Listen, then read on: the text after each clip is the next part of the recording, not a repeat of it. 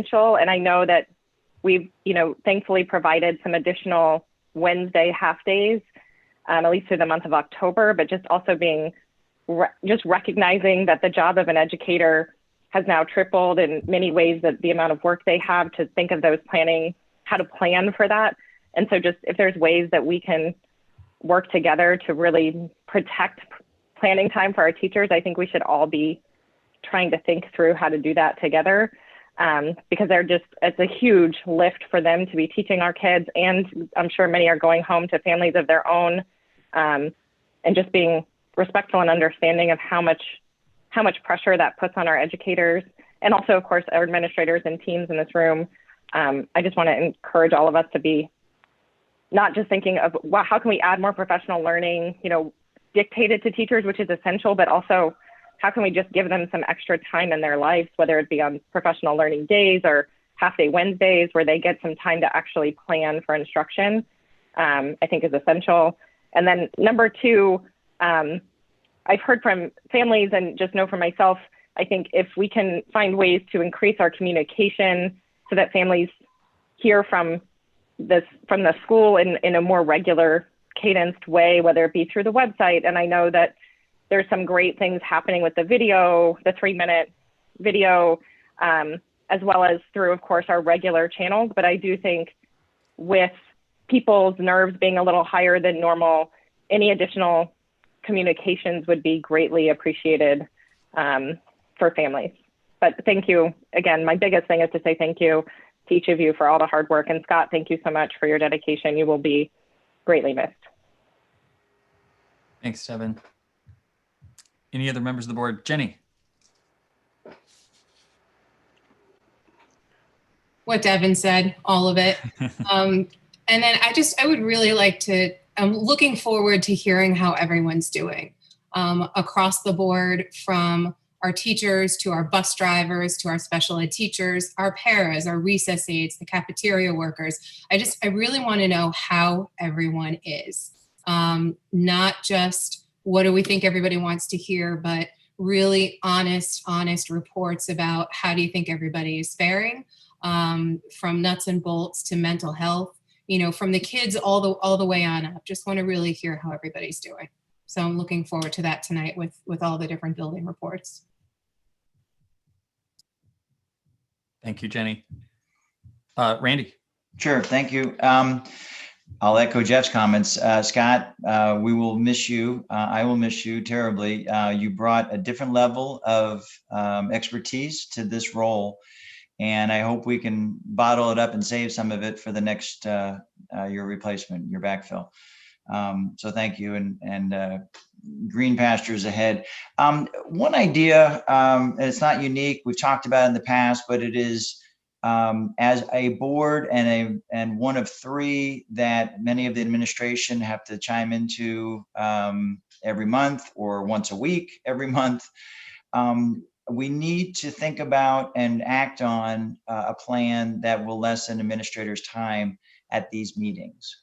And whether it's reports that are given to us in advance, and if we think we need them there, great. And if we don't, we excuse them from these meetings. But a conscientious effort to lessen the demands on the administration, central office, and the building administrators going forward. So strong memo to follow. Yep, you're welcome. Thank you, Randy. Gretchen, did you have anything to add? I'll try to be brief. Obviously echoing, thanks, and we will have another opportunity to see Scott again in our tri-board meeting. And who knows, we could have, a dozen special meetings if everyone is up for that, sort of the level of professionalism and sort of excellence at execution, and, the level of transparency that he gave us, it was, stupendous, and very much appreciated, Scott. So you'll be much missed. I want to echo a little bit of what Devin, Jenny, and to a large extent what Randy was talking about in his closing comments there, and ask that everyone remember empathy. I was on a call earlier today with some colleagues.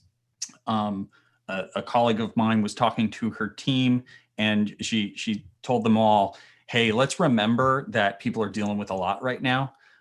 Whether it's the climate in the country, the upcoming election, the kids getting back into school, and then some kids coming back out of school in certain districts, like all of this stuff that's happening, and it's too easy to say, okay, we're back to normal and hard charge. And after I did my little speaking point on her call, she invited me to stay, and I said, sorry, I can't. I have to go apologize to one of my sons. Because I had spent the morning kind of berating him about how he wasn't being serious enough as a student. And, that's my bad. And I needed to have a little bit more empathy for him. So I hope that we can all learn from my mistake and try to be a little bit more understanding of the stuff that our kids are going through, as well as our colleagues on the board and our teachers and everyone else. So that's it from me. All right. Moving on to item number 5, reports. And in the interest, Randy, of trying to sort of streamline these meetings, I think in the past we would do our sort of discussion and possible action and then come to reports. I'm trying to move the reports up, and ideally we move through these and actually get information that leads to sort of deeper, for meaningful discussions and quicker discussions when we come to that last section. But we'll see how that works out. But definitely hear your feedback there, and very interested in creative ways to lessen the burden on these late night sessions for all of our administrators. So we'll start with 5A, Dr. Harrison. Good evening, everyone. I want to say just piggybacking on the board members' comments about Scott, the good thing about having these the tri-district structure is that I could use the same joke during multiple meetings with different audiences. And so what I said last week was that Scott tendered his resignation before I got here, which means that I have not officially accepted it. So this may or may not be his last meeting. We'll see if we decide to let him go. I do want to say just a huge thank you to our administrators, our teachers, our parents, our central office staff for all of the roles that everyone played in making last week a success, bringing our students in full in person. I had an opportunity last week to be at Helen Keller and also at Samuel Staples. And what I saw was teachers who were engaging students who were happy to be there, and things were running very smoothly. Now, what I understand is that does not happen by mistake. That happens with a lot of effort from pre-planning, and then a lot of effort with our teachers of exploring this way of teaching that they haven't done forever, and in a lot of cases, bottling up those nerves. And it's really tough. And so, Jenny, to your point, how are people doing? I think that our teachers are working really hard to create wonderful learning environments for our students, but recognizing that it is really tough. I was recently reading some articles just about social and emotional support, not just for our students, but also thinking about that for our teachers. And one of the things that this article pointed out was in a typical world, when teachers are struggling to learn something new or having a challenging time in their classroom, that's when they lean on their colleagues. And so what do you do in a situation where everyone's experiencing the same things? And so I do think that it's really important to think about how we can continue to support them as they are pouring into our students on a regular basis. And it's important to think about that piece. And John, to your point, I really appreciate the idea of remembering the empathy and thinking of creative ways that we can continue to support the good things that we see happening. One of the things that I think it's also important to note as we're thinking about bringing all of our students back in, of course, I've been keeping my eye really close on monitoring our health data. And so I'm looking at that data on 3 different levels. So looking at it at the state level, at the county level, and then at the town level. We receive weekly reports on 2 indicators for town COVID-19 data. and that is the percent of cases, number of cases per 100,000 people population, and then the percent of positive tests. And so the percent of positive tests right now in Easton is 2%, and our 7-day average per 100,000 people or population is 8. So our numbers are still looking really, really strong. At the state level, as more and more students have been returning to in-person learning, I think we all at the state level have just been watching to see if there are any signs that that the shift back to in-person learning has had any impact on spread within our schools. And so there's not been any significant spread as a result of students being in school. So we know that there have been positive cases in other towns with students and with staff. But what we're finding is that in most cases, it is attributed to either extracurricular or outside of school events. And that is really encouraging to us because that's a nice reminder that the mitigation strategies that we have in place are working. We've heard some, and I'm sure our administrators will talk about this, but just heard that we've had to give students some more additional reminders about some of the safety protocols like social distancing, things that of course we would expect. Because I know that many of our students are so excited to be back with their friends, and having to remind them to keep that space is something that our teachers are having to incorporate into their daily routines. Overall, I am really pleased with the approach that our teachers have taken to bringing all of our students back. I think that we are looking at ways that we could support teachers in their learning with technology, and Dr. Pearson-Ugal will talk about that, but also just looking at ways to celebrate some of the good things that we're seeing. And I think that as we are continuing to learn about different instructional models and learning models, I do appreciate the work of our teachers in staying mindful of our students' social and emotional progress. And that is something that I think is a key piece to not just staying open or opening, but staying open and making sure that our students are growing, not just academically, but socially and emotionally as well. I look forward to getting into some additional classrooms. It's been great getting to know our students, even with the masks, and connecting with them. They are a great group of kids, funny, very, very funny. Some great answers that I've received over the last several weeks about, as I'm introducing myself and asking students if they know what a superintendent does. So I'd love to share some answers with you at another time, because they're just really funny. And so I appreciate all of the work of our staff so far. And with that, I'm going to hand the reins over to Dr. Pearson-Ugal. Before we transition, any questions for Dr. Harrison from the board?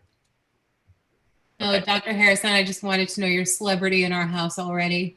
The last time we were on a meeting and Piper came in the room, she told me later, "Mommy, that man that was on the screen was in my class," and she was pointing at you. So it's great to hear that you're getting out to see the kids. It really is the best part of the day. And honestly, not just because students, of course, they're the reason why all of us are in this business. And so it's nice to be able to connect, but it's also really good to see our teachers in action. And, I like to believe that I was a pretty good teacher, but I see some of the creative things that our teachers are doing, and I'm like, wow, that was really cool, the way that they are figuring out ways to connect with our kids at home, which I know is a huge challenge. And, I want to be able to, let me take a group. I'll be happy to help out. And so I look forward to getting into more classrooms. Excellent. Thank you. Dr. Pearson-Ugal? All right, good evening, everyone. Mr. Stinson, can you bring up the brief presentation that I have? I'm going to spend a few minutes tonight talking about professional learning, more specifically in the area of technology integration, and remind everyone of the presentation that Dr. Harrison gave at the joint board meeting just a couple of weeks ago. But I'd like to begin actually just with a comment of appreciation. Jenny, thank you for asking how everyone is doing. I think while the focus of this presentation has to do with tech integration, it's an opportunity for me to acknowledge the fact that teachers are learning new skills and implementing new skills in a world that's not only sort of urgent and demanding and complex and sometimes anxiety producing, but they're doing so in a fishbowl. So I think if we all take a moment to imagine being put in a position where we're either learning a new skill or applying a new skill in a very different way, and then imagine doing that for an audience.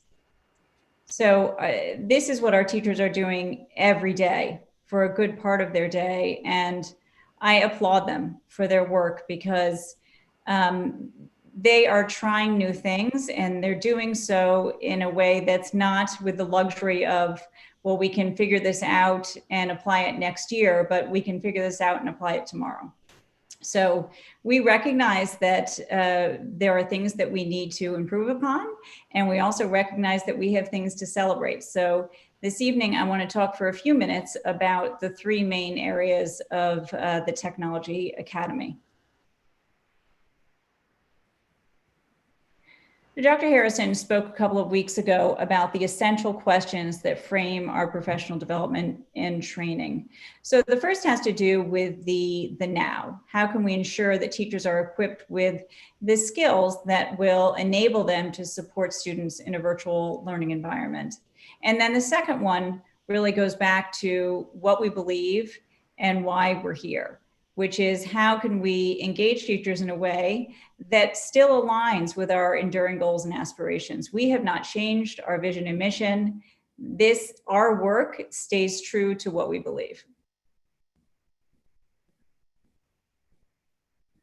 So to remind everyone of those ABC statements: academic excellence, building a caring community, and cultivating future-ready learners.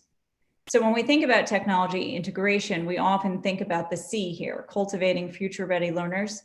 And that is absolutely true. That is so much aimed at our long-term goals with technology integration. In the immediate, much of our focus has to do with technical fixes in skill building, but we have not lost sight of that long-term goal of building future-ready learners.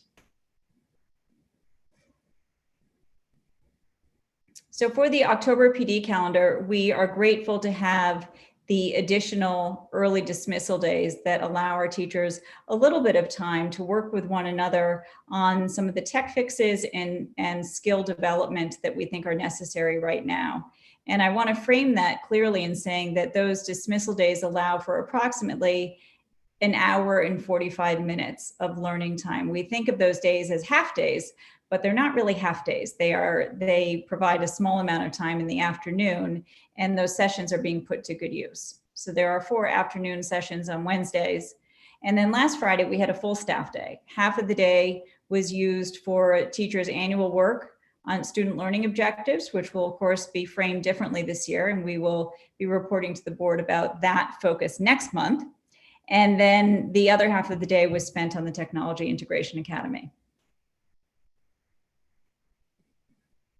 So the 3 areas of the Technology Integration Academy include technical improvements, skill building, and then finally more of the authentic learning or the more transformative, innovative aspects of tech integration. So the technical improvements, you can read the questions below here. This really has to do with consistency.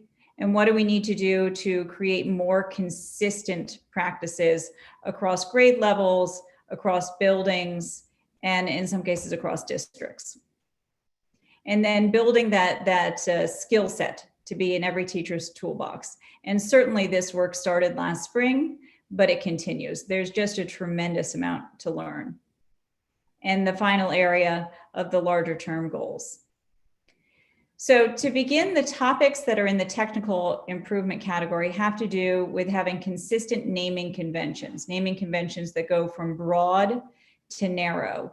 And this is based on feedback that we've received mainly from families, that it can be very tricky when a student is managing possibly at the secondary level 10 different Google Classrooms. And then for the adults in the family that might have 3 children that each have multiple classrooms. When the naming conventions are not consistent, it makes organization both for student and for other family members that much trickier, because if the same first words don't show up in the largest font, then the organization of the work environment is more challenging. And then common placement of due dates and streams.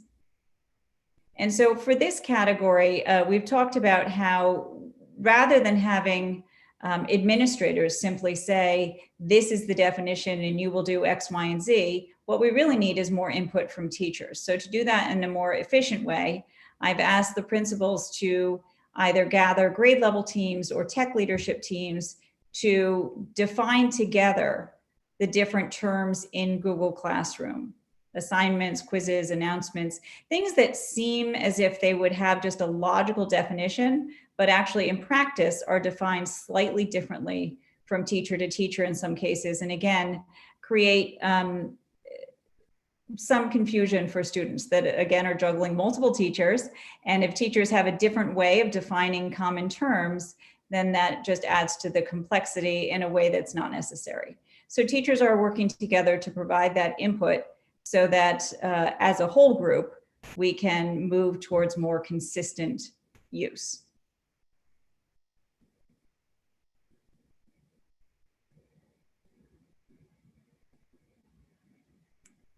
Okay, and then the next step is skill building. Some of this has to do with streaming tools, and many teachers are learning how to use the Zoom conferencing tool and learning how to set the security settings in the correct manner so that sessions are certainly safe from outside people that might get in, but also setting it up just in terms of a classroom management tool, the muting, the screen sharing, etc. How small group instruction can be conducted using technology, and there are a number of different ways to do this, and in particular through the conferencing software tools. Google Classroom organization, how students are taught, and in some ways how families are taught. I know the buildings are working on providing links to families so that families can color code their calendars at home so that they have a way to manage assignments that again really helps everyone to organize time, schedules, and this sort of new learning environment that takes place both in school for some students, but also at home. And then how to use communication in an effective manner. So not just notifications and reminders, but also being very clear on the teacher side of things, as well as to the students. This is this communication style that works best for me. Sending me a private message at 10 p.m. is probably not going to yield an immediate response, but these are the times during the day that work well for students to contact the teacher, etc. And then digital citizenship. So this is more the management side of digital citizenship. During this time, for all of us, this topic is so critically important. So while this shows up in the skill building side, it will really more immediately be addressed in sort of tech integration. How are we building digital citizenship, that topic, into all of the core content areas? So this is not just a special time of the day when students are going to learn how to be good citizens, but that whether you're in a math class or a writing class or a science class, we talk about how we conduct ourselves online in a way that is respectful and safe.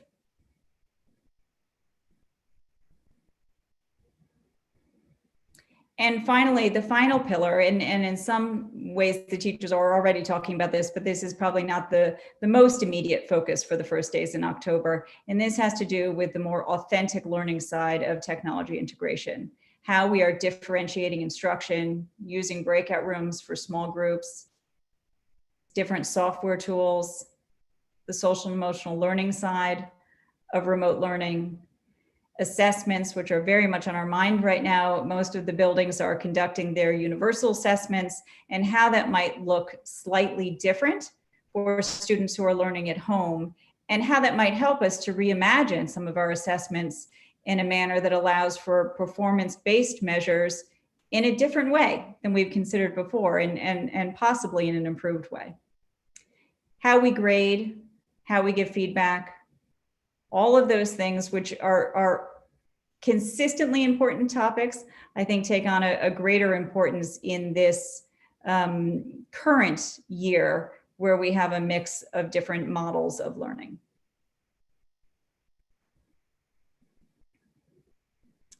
And so for the first dates in October, the teachers have addressed naming conventions and are working on common definitions. And for skill building, learning the Zoom conferencing tool and hardware and software integration. In many cases, teachers using new tools and learning as they go, right? So the world that they're in now is different than it was even 3 weeks ago, when students now are in some cases mostly in the classroom, but there are still a few students at home, which is very different than having a rough split of 50-50 in the two different places. So having time so that the teachers can figure out, how do I manage the hardware piece of this, the cameras, and then also use the right software tools so that all students feel engaged and have an opportunity to participate in the learning experience. And with that, I am happy to take questions.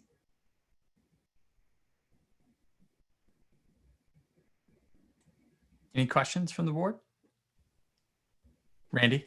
I guess, Stephanie, if there's a goal out there and we started, back in August or early September, where are we on the map?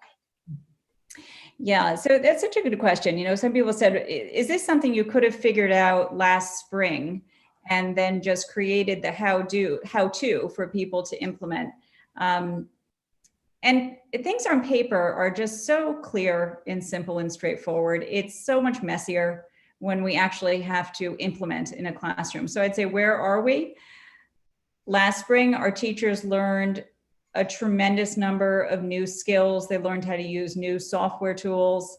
And this year, the big change was that all teachers moved to use Google Classroom, which was not the only platform that was being used last year. So that was one real significant change. This year, I think, as we just shared, we're moving towards greater consistency. So by November, I would expect that you will see the results of that more consistent naming, the more consistent use of Google Classroom in terms of how the tabs are used, the understanding of what the different tabs mean, and for instance, due dates, how due dates are used, how it shows up on the to-do list as an example. So the results should be seen in just a few weeks ahead. And the results, I would say, are more in the first two pillars of technical fixes and skill building, knowing that, of course, our teachers are learning new ways to integrate. I'm not sure that those results are seen as immediately, because that's all part of sort of the continuous learning process that maybe is not as dramatic to the person viewing at home. Okay, thank you. Jenny? John, just as kind of a point of administration, and I hope this does not come out the wrong way, but I noticed a hand raised from someone in the public, and I guess just as a reminder for folks, if they're new to these meetings, that when Stephanie was asking for questions, she's speaking to administrators and board members, and that there isn't a back and forth exchange between folks in the meeting. and the public at this point in the meeting, but there's public comment again at the end. Thanks. Sorry, I could have said that too. No, that's helpful. And then for Stephanie, I'm just thinking, I can't help but keep coming back to just the impossibility of this task for teachers, especially now that we've made this shift. And I mean, a teacher's day is chock full, beginning to end, barely a minute, to have a bite to eat during a scheduled lunch, with usually just one bit of planning period, one isolated period of planning time during the day. And yet we're asking them to attend to students at home, to track 4 different groups of kids, essentially now, all in hybrid, 2 hybrid groups and fully at home.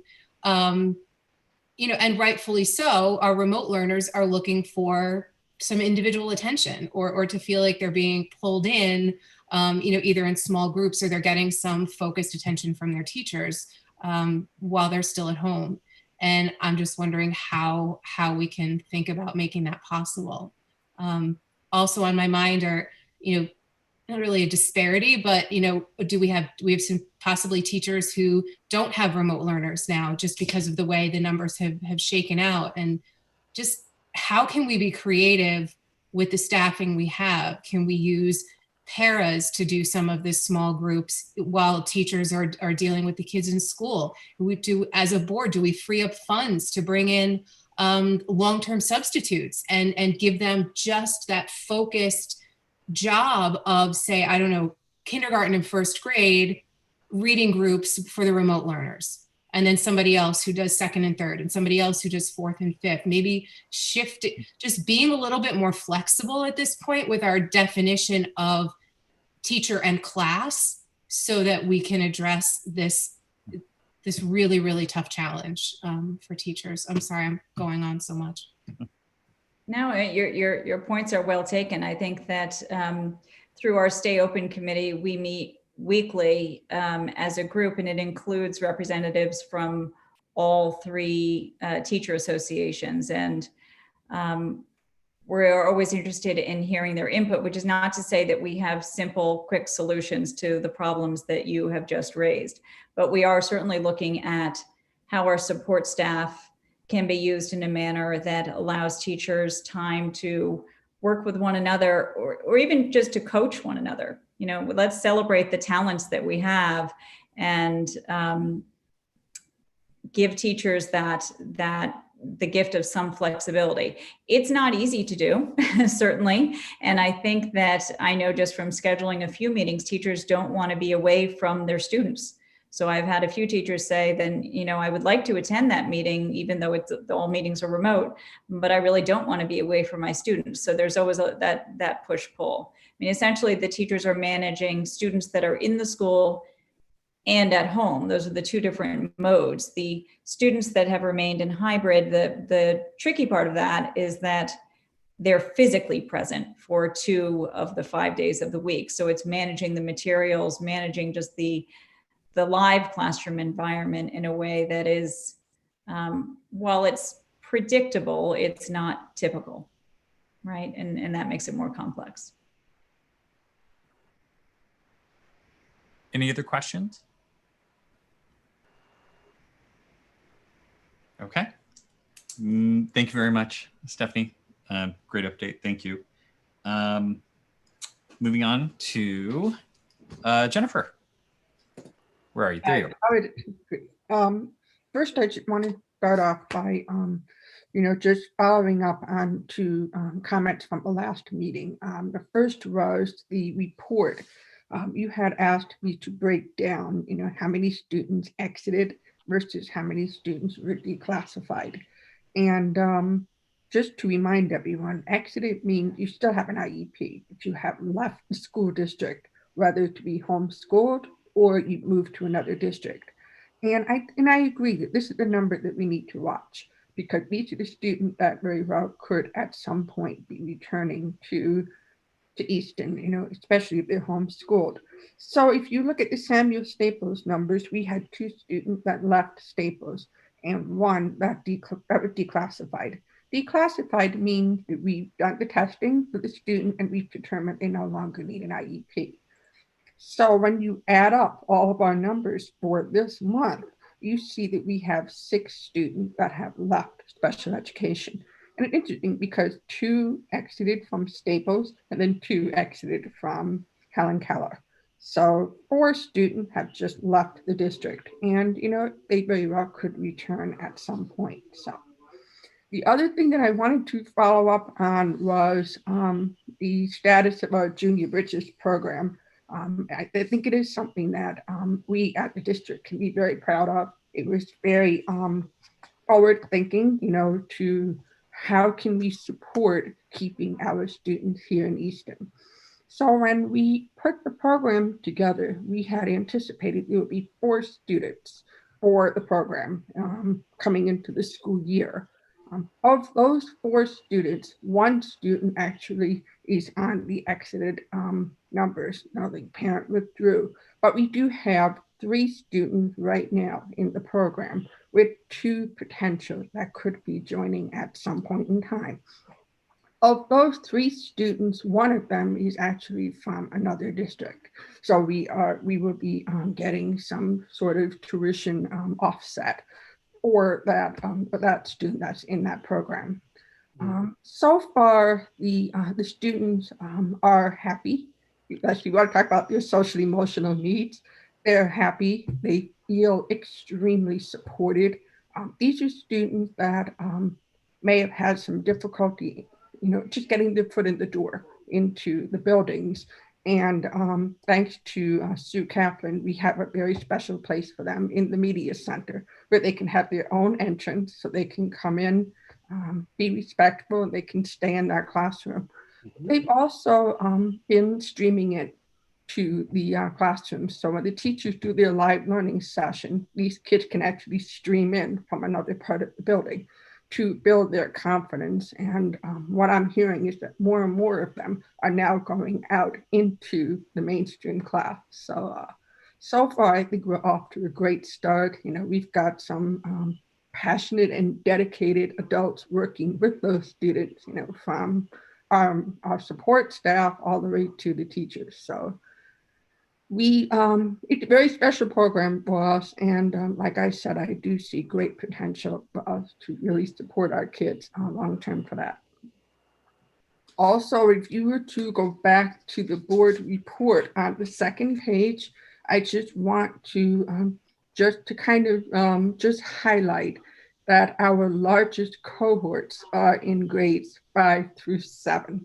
Those are the students that I think that we really, as we move forward, we have to make sure that we have a robust program for those students. They're also our most diverse student.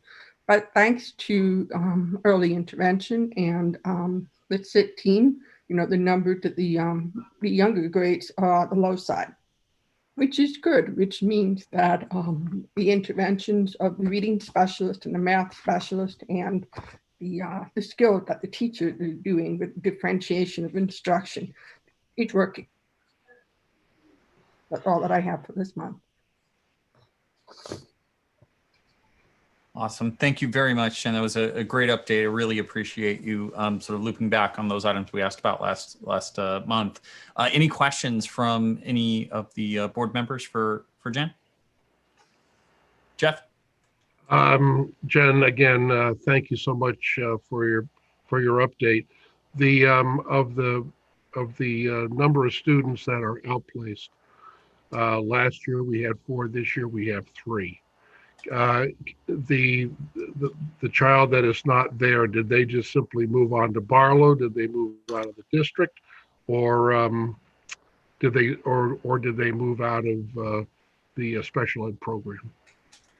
So where we were last year to where we were this year, one of the students actually returned to Keller mid-year last year and have since moved on to Barlow. And the other student also moved on to Barlow. So one we actually returned and moved, the other just simply moved. Okay, thank you. Welcome. Any other questions from the board for Jen? Okay, excellent. Thank you. for 5D. Sorry, I can read. Kim? Oh, you're on mute. Co-host. There we go. Good. That was a nice trick you played there, John. No updates, Kim? All right, moving on. All right, sorry about that. So before I begin my report, I too would like to offer a nice thank you to the board members who recognized the many challenges that exist in this new reopening, of which there are many, but I can say that one of the things that I think I have enjoyed most is that I have seen so many professionals, from bus drivers to custodians to certainly teachers, really trying to lock arms and figure out how to resolve some of these tiny things along the way that we think are helping the kids feel comfortable and certainly enjoy a safe school. But there are so many details, many more than I think parents have realized. And I'm going to highlight a few of them today, particularly since you opened the door to how are people doing. And I think that you should know how people are doing. So before I launch into that, Jenny, at last month's meeting, you had asked me to do a little research to find out the reasons for the withdrawals that I had reported at September's Board of Ed meeting. So we had 11 Samuel Staples students who moved out of town. We had 9 that moved out of state. We had 6 students who withdrew to attend a private or parochial school. And we had another 6 whose parent elected for homeschooling.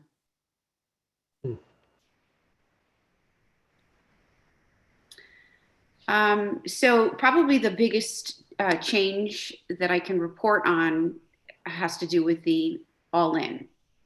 On the Board of Ed report, we added a column that I want to draw your attention to. At the end of the class sections, you see a column that's entitled TLFH, that's temporary learning from home /hybrid. It gives you a sense of how many in each grade level are temporary learning from home and how many remain in the hybrid. That has changed since I submitted the report to you on October 6th.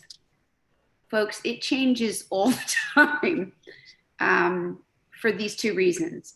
We had 2 teachers in their private life become in direct contact with somebody who was tested positive for COVID. Both teachers tested negative, but because they were in contact with somebody who tested positive, the decision-making guide requires us to have them stay home for 14 days throughout the period. So when I notified the parents of those 2 teachers, some elected to go back into temporary learning from home while the teacher is out. In terms of hybrid, the number 12 remains the same, but next week a parent told me that they've made the decision for their daughter to return all in, so it'll be 11. Of those classes, we have only 2 classrooms that have all the kids in, and they keep it on the down low because their day doesn't in any way, shape, or form match what's happening in the other classrooms. On the other end of the continuum, I have 1 teacher who has 4 different learning models in her classroom. The kids some kids from cohort A remained, some kids in cohort B remained, kids who were temporary learning from home remained, and of course the balance of those kids are all in. she's having a very difficult time for the reasons that Stephanie mentioned previously. The organization for those kids is pretty large. Remembering the materials that they copied, that they uploaded, that they printed, because sometimes parents don't have printers, whether they've been picked up in the silo for when they leave on Tuesday, make sure they have everything that they need for Thursday, Friday, or Wednesday, Thursday, Friday, and then they return on Monday. And conversely, the kids who are coming on Thursday, Friday, that they have everything that they need for Monday, Tuesday, Wednesday. And then all the kids that who are home, they have what they need. The silo is pretty pretty busy. It's a hub where everything is being dropped off from parents, or the teachers are placing for pickup.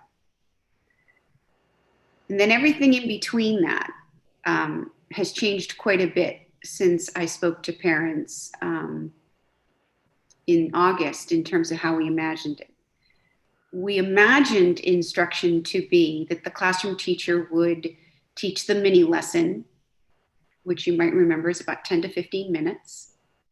The students would be given the assignment, they would hang up and off they'd go. It's actually morphed into something better. The classroom teachers, most, not everybody, is projecting on the smartboard all of the kids who are home, which is actually pretty good, because instead of this tiny little 1-inch, tile that's on their computer screen that the kids in the classroom can't see, they are now front and center, a much larger, more prominent focus of them. Their voices, because it's attached to a speaker, is more pronounced. That has worked really, really well when little kids behave. It can be a little bit complicated, because while their voices can be heard among the students who are in the classroom, sometimes when the kids in the classroom are trying to continue that dialogue, their voices can't be heard well from the students who are home, and invariably we'll get, "I can't hear you." So some of those kinds of things still need to be worked out. I know the math lessons are going much longer than that. Math, as it turns out, it's not so easy to just teach the mini lesson of the skill. Here's an example of how to do this operation. Here's an example of how to use this strategy. It works far better just to have the kids stay on the device for as long as they can and see several examples of the teacher modeling it, more examples of the kids doing the guided practice of it, then going off and doing the assignment. The reading lessons and the writing lessons continue to be about 10 to 15 minutes, the mini lesson, as I described in August, and they can do their assignment. The science and social studies is very, very difficult, particularly science. Most of science is all hands-on observation. It's an inquiry-based approach to teaching science. They have not found the best way, but they have used the resources that we've purchased for them, such as mystery science. They've used quite a bit. The social studies, there have been many articles that teachers have used, from Scholastic News to Time for Kids, that have facilitated some good conversation that goes on in this sort of forum that I've just talked about. But sometimes the lesson is such a passive display of learning behaviors that it's very difficult for students to engage. And what they're trying to look for are better learning tasks for the kids, particularly the kids who are at home, so that the learning experience is a little bit more dynamic. I think they've made very thoughtful decisions for when, watching them circle or hunt for something or read something is not a meaningful use of their time, and it's not appropriate for a small child to be on a device for such an extended period of time doing those kinds of passive learning activities. But there's still more work to be done. I think that what I don't think is fully transparent to sometimes the parents who are home is, why isn't it more? Why isn't it more sessions? Why isn't there more recorded lessons? Why are you not filling up the entire day in the same way that my kids used to know when they were in school in a traditional format? Mm-hmm. So here are some of the things that are happening behind the scenes that aren't so apparent. Mask breaks. That takes up a good amount of time. The kids, well, I have asked them periodically throughout the month and a half we've been there, and I have not found a single student to complain to me. But what the teachers do tell me is that they see sort of this irritation and that they're pulling at it, and that's their, nonverbal way of saying, I need a break. So I think the teachers are being very, very kind and sensitive and saying, we're going to do this next lesson outside, and there's no Wi-Fi. So if they go outside to teach a lesson or they go outside to do a read aloud, they're doing it without the kids from home because we just don't have the ability to do it. But in fact, it's what the kids in the room need at that time. The hand washing is sometimes a little bit more lengthy in time than they wanted or want. Because of the social distancing that's required, it has to be very thoughtfully planned out who goes to the classroom sink and how to do this rotation in a way that is safe, but also hygienic. I also don't think that parents have a full understanding right now about just some of the routines. I think it's pretty easy for you to guess, well, you've been in school for a month and a half. How are these routines not established? But in truth, the class has not been a traditional class for a month and a half. They really have only been in school close to what they usually have Monday, Tuesday, half of Wednesday and Thursday. Well, today as well. But they still haven't taught the kids how to go book shopping, how to move themselves throughout the chair to get on the floor in an area that is socially distanced so that they can have a conversation about something that they've read or something that they've explored. And some of those transitions take time. And I think parents are not understanding that. But that's some of the stuff that I think we have to communicate. Someone had said greater communication. That's something that I think has to be communicated to a greater degree. Not an excuse, but to really paint a clear picture of what it's like in the classroom. It's very hard. It is very hard, particularly the young kids aren't independent.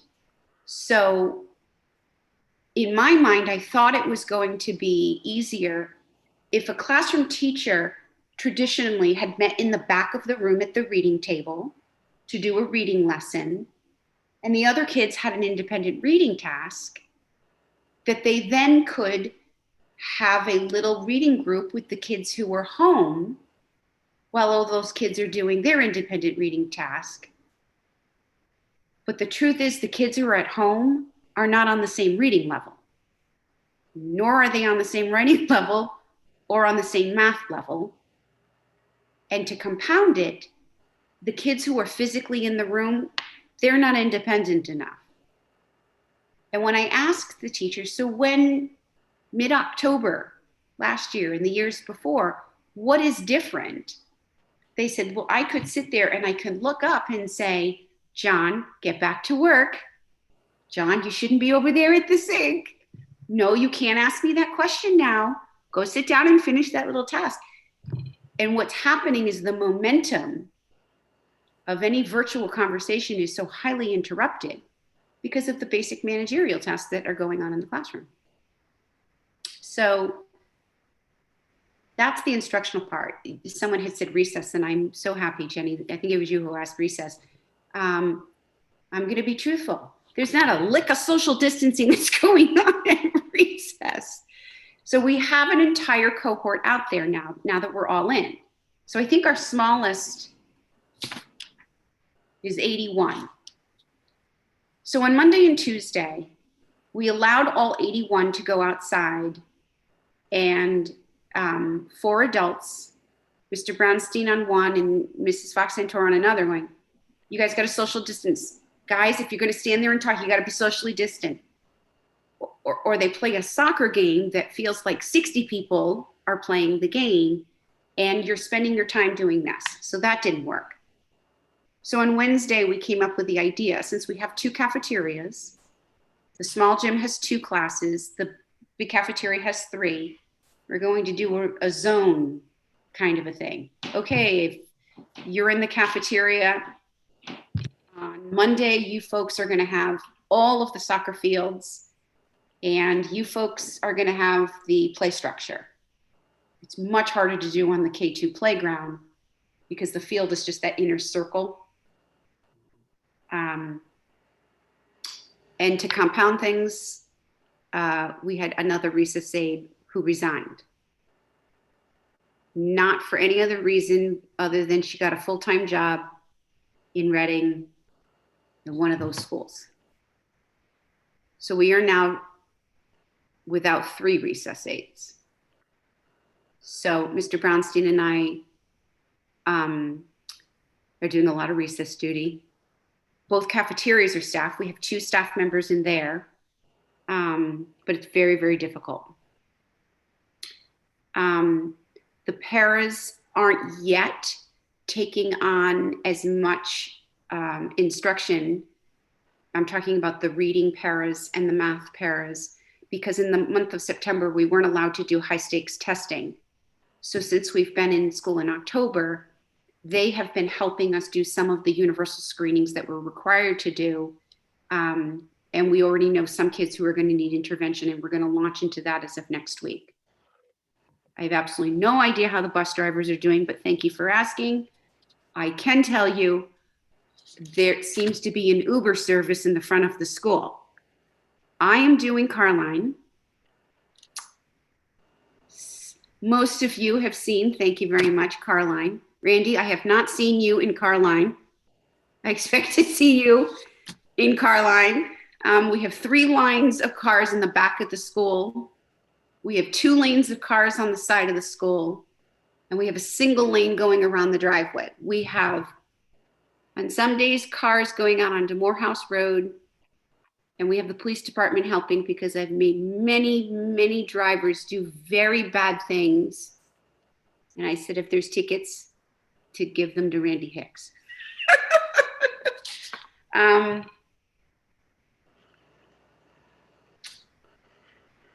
I think that's everything I wanted to say. Thank you, Kim. Any questions from the board? Oh, geez. Jeff? I'm going to ask the question, Kim, because I sent you an email telling you I was going to ask you the question. Relative to where we are on the journey to complete our core curriculum subjects, is there a milepost that will be established? And maybe Stephanie gave us that information by saying that once we hit the first of November, we'll have a better idea of where we are.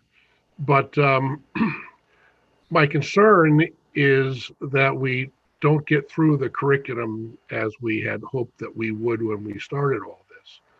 And if that's going to be the case, and I guess we have to kind of go along and see how things go, is it wise to readjust what the expectations ought to be for the year instead of just moving along and hoping that we're going to catch up, because clearly it sounds like we're not as far along as we would like to be. I will say we lost some ground because of assessment. You know, typically in the month of September, we do all of the basic all the baseline assessments. And then once we know where the learning levels are, you make your target and you can go from there. Right. We're doing all of that now. What we haven't figured out, Jeff, how do we assess the kids who are home all 5 days? Those protocols, as you might imagine, were designed for in-person learning. Of course. Likewise, even the curriculum assessments for math. I mean, we're going to have to send home the hard copy because we have to send home a hard copy of all the math assessments because we don't have the ability to digitize them so that sort of like a PDF and to write on them. So the parents are going to have to, on the honor policy, make sure their sons or daughters complete the math assessment. They're going to have to drop off the math assessment. You have to do some of that. So to be honest with you, the assessment part of it is a little bit behind. Sure. I don't feel as though we're behind in reading, writing, and math. I feel science, we haven't yet started. And social studies, we started last week. Okay. Thank you. Jenny. Kim, I don't, this is necessarily a specific question for you. It's just something I kind of gave John a heads up that was on my mind, and I want us, I guess, as a group to maybe start thinking about this narrative. I think this was about the time last year that Jeff started to kind of rope in the public and the Board of Finance as far as painting a picture of kind of the status quo moving ahead to next year. And I would love to see us start to kind of steer the conversation towards numbers and class size and things. I know we got a long road ahead of us and a lot of changes and fluctuation and moving parts and pieces, but I'm already starting to see some places where, people could poke holes and look for and start to add some pressure for reductions. Like if I look at our special ed numbers and I see drops in from October to last year to this year.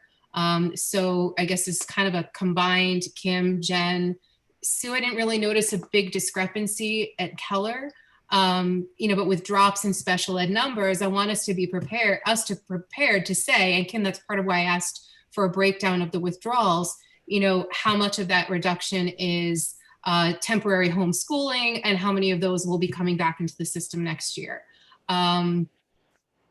What do caseloads look like? As far as like the number of paras and our special ed teachers, we had some pretty heated discussions about case numbers and special ed people, and we were really concerned about our special ed teachers and the number of students they had in their caseloads. And now that the numbers seem to be trending downward, I don't want anybody to jump in there and say, oh, look at that, you're down 20 kids, cut a special ed teacher, when we're probably just reaching a point of realistic case numbers and a manageable load. To me, this isn't the time to be cutting staff when we're trying to regain ground with kids. And then, Jen, I'm sorry, I see, but just one last thing, like if I look at, I guess it's current grade 2, I could see somebody looking ahead to next year and saying, oh, well, you could do without another section for 4th grade. And what I would like to see is us make a plan to reach a stable level. I would like almost like a platform, 5 teachers per grade level in 2 years' time. And then we leave it there, full stop, end discussion, let the teams build some stability and give us those long-term benefits in the end. So I just don't think it's ever too soon to start having those discussions and kind of putting it out there. Jenny, I would like to jump in. You talked a lot about, the special ed numbers dropping. I do want to just remind everyone that the numbers are only part of the story. We have to look at the severity of the kids. So when you look at a number that says, we've got 11 kids, you also have to look at what those classifications are. And that's why if you look at the bottom of my board report, which I really did not go into great detail with, but for example, if you look at Samuel Staples, they had 15 students with a diagnosis of autism. Their programming is going to look very different than for a child who has let's say, a speech and language impairment. So when we start talking about, supporting those kids, you might need a full-time special ed teacher for my kids. And in another program, you might need 3 special ed teachers to support that. So I just want to caution everyone that the numbers are only part of the story. We have to also look at, the entire program they bring. Yep. Absolutely. Good. Devin? Yeah, I would also suggest, just as we, assessment will really help, I think, all of the experts really identify where kids need tier 1 and tier 2 and potentially tier 3 support. And that should also be a huge part of what drives the ask for budget next year, is just understanding that we are in really unknown territory for how the loss of learning time has impacted our kids, how trauma has impacted our kids. And so using not only the first assessment, but as we go through and benchmark what is quote unquote normal, obviously there's going to be a gap for many of our kids. And then that's going to drive kind of what we need more so than, like, while we would love smaller class sizes, it's also how many specialists do we need potentially? How many paras do we need to support kids? Because it's just such a different, and like potentially we need maybe different curricular support in some places or some cases. So, I think budgeting is like definitely, Jenny, like we should, like, top of mind. It should be really weird because it's already October, which is crazy. But and even this idea of like curriculum and how far along should we be, I can tell you we're doing pretty good. And I mean, I work with lots of schools. We're doing pretty good comparatively to like many other, even really high performing districts across the country. And so the pressure I know is there to make sure kids are not falling further behind, but we also have to make sure kids feel like kids can't learn unless they feel safe. Like that is just the reality. They have to have safety. They have to have their like emotional needs met, especially given with the realities. And until those things are in place, which I think you guys have all done such an amazing job of, the learning will catch up. And I think I would just push on like, what is that plan for acceleration, right? You're going to identify gaps in assessment as soon as you do those baselines. How do we then look at prerequisite skills that you use to like close the gap really fast? And what can families be doing to support that at home? So again, like, how do we do that, closing the gap? And that's where I know Dr. Ugal is, I'm sure working her magic behind the scenes, and the teachers and specialists are all thinking that too. So right now it's not about how far we are, but like, let's figure out where we are, find the gap, and then what do you do to close it? And I have faith that the folks here can do that. Thank you. Anyone else have questions for Kim? Okay, moving on to 5E, Sue. Hi, good evening, everybody. So here we are at Helen Keller Middle School. We have 84% of our students all in at this point in time. It has been changing a little bit since we began on October 5th, but approximately 84% all in. 9% of our students are remaining in hybrid mode, and 7% are still at temporary learning from home. That means, based on the students' last names, that on Monday and Tuesday, we have 85% of our student population in the building. On Wednesdays, we have 84% of our population. And as the last names have it, on Thursday and Friday, 89% of our students are in. So it's almost business as usual in terms of volume and density in the school. As you know, we've made a lot of accommodations to make an auxiliary lunchroom, for example, or cafeteria in our media center and so forth. When the middle school students came back, there was no surprise. Some of them haven't seen each other in months. So last week and into this week already, they're very, very happy to be there. They're doing exactly what their brains and bodies tell them they should do at this age, and they want to be close to each other. So we are a little concerned about how they're behaving in the hallways right now when they're passing. It's still one grade at a time going through the hallways, but still they're doing what they're hardwired to do. And we're just concerned not that they're going to walk in straight lines. We can't expect that of middle school students, but just to make sure that they're staying safe and doing the proper protocols. They are having virtually no problem with the masks, and I am delighted to report that to the board. I'm so proud of the Keller students. It's really not been a problem virtually at all for wearing masks for the amount of time that they have to at a stretch. It's wonderful, really. The all-in hybrid temporary learning from home models, as we've heard already today, it's a blended learning environment to the max. New teaching skills are needed to address the needs of the students in all three models at once. What Kim described with that difficult class that teacher that has to teach in 4 models at the middle school level, that's every teacher at Helen Keller Middle School. The teachers are working very hard to make sure their students are being educated in the safest and healthiest environment and meeting the social and emotional needs of all of them at the same time.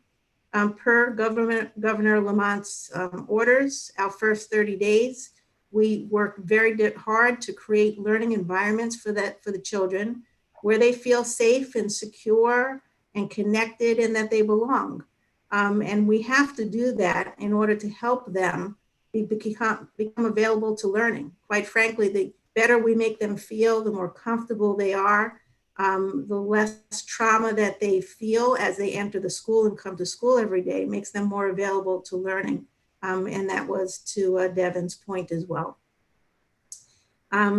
Probably every meeting, I say the same thing, and I will say it again. I'm extremely proud of every staff member at Helen Keller Middle School who are doing this, making this work. Jenny, to your question, they're tired. There's no question about it. Today was the first day back after a 3-day weekend for the staff, and I had a team leaders meeting from 3:15 to about 5 o'clock, and they looked exhausted already, but they are doing it. And that's what makes me extremely proud of every one of them. This morning, Annie and I invited all the at-home learners to come into a Google Meet with us. We really wanted to see how they were doing. We wanted to hear about their experiences as 5-day-a-week learners at home. They gave us some terrific feedback. We had half of the students who joined us, but they gave us some really, really good feedback that we were able to share with our team leaders this afternoon to help us make immediate improvements for them. At a previous at the tri-board meeting, I recall we were asked to discuss what the teachers did the week before school began, because I believe that one of the board members here asked for some update on that, and then I'll discuss what we did recently. The training the week before students arrived to school, teachers had in their classrooms this new webcam. Never saw it before. Had to learn how to use it and how to instruct students at home at the same time as students in front of them. So they learned how to live stream with the new webcams. They set up all their new Google Classrooms, and for each teacher, that's multiple classrooms, each one. They reviewed multiple times. We had staff meetings reviewing all the COVID protocols that we would need to put in place, which was new to them as well. They had Peer Deck training, which Stephanie mentioned earlier is a software for instructional purposes. And we had training for them in that program. They had Google Meet training, which they weren't using in March to June. So that was new as well and how to do that. We have all new attendance, coding and protocols.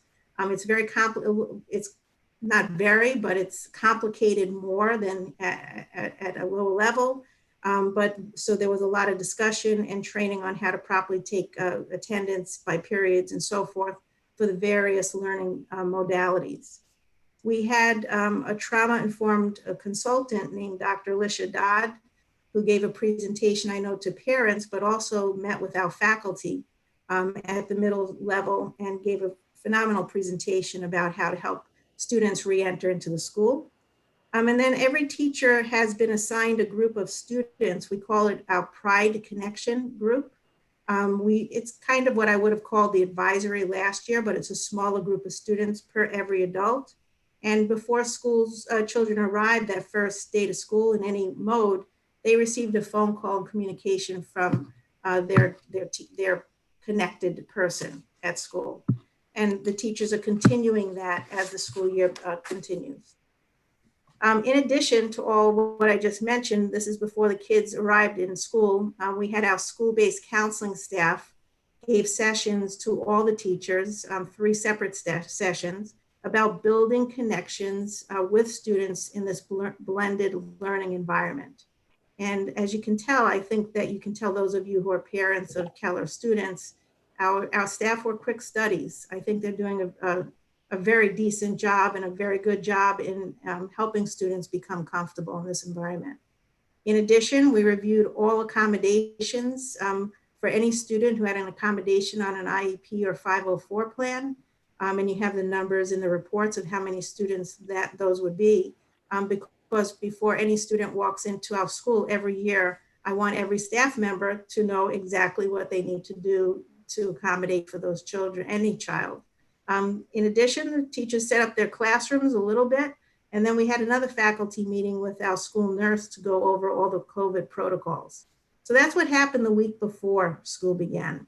This past Wednesday, our Technology Integration Academy, I do like that name, Stephanie and Rydell, I like it, so thanks for naming it that. I think it fits. On Wednesday of last week, district level Google Classroom naming conventions were introduced to the staff. We had collaborative work sessions with each team so that they could discuss how they document and how they use Google Classroom, so that there could be a commonality of placement of due dates and how students submit work electronically and so forth. And we planned for tech training for SOAR and Pride periods. Teachers also, last week and into the full PD day that we recently had on Friday, had Go Guardian Advanced Training. It's a program that we have for computers in our school, where teachers could make sure that kids are on task and not doing anything that they shouldn't be doing. So there's some advanced features to that. And in previous year, they learned how to use it, but now they need to learn the advanced features, just like they're going to need to learn for all the programs and new software that they're learning now. They began to learn by taking tutorials in Zoom as an alternative to Google Meets, because Zoom has some advantages, such as an easier way to make breakout rooms. And so they're learning that right now. So they've been busy, and they've done a lot with learning. And as I said to my team leaders this afternoon, I think we need to give them some time to let all this new learning marinate, and they have to play with it, and they have to learn how to, all the ins and outs. It's like you get a new TV and you go plug it in and turn it on, but there's all these features that you want to know how to use. And I think giving them time to do these things and letting all this marinate would be very helpful to them. At this point in time, Board of Ed members, I'm asking you to consider allowing us to accept a grant from the PTO in the amount of $1,511.58. And the purpose of this grant would be for us to purchase for every staff member a voice amplifier that teachers could either hang around their neck or they could put on their belt. And there's multiple reasons why this would be very beneficial to all the teachers and the students. So for the teacher's benefit, talking through a mask and instructing a classroom all day long is strenuous on your throat. When I'm wearing masks in meetings, just for a shorter amount of time than any teacher would be doing, my throat becomes dry and a little bit hoarse. So this would help that. But also when we spoke with kids this morning, I had this grant idea in mind already. But some of the students who are learning at home pointed out a couple of difficulties that they had in hearing certain things. And I believe that this will be very beneficial for students in the classroom and students at home to hear their teachers better. We do have some students in our building who, through their IEP, have a need to have an FM system. And in those classrooms, students learn better. Every student learns better when they can hear the teacher better.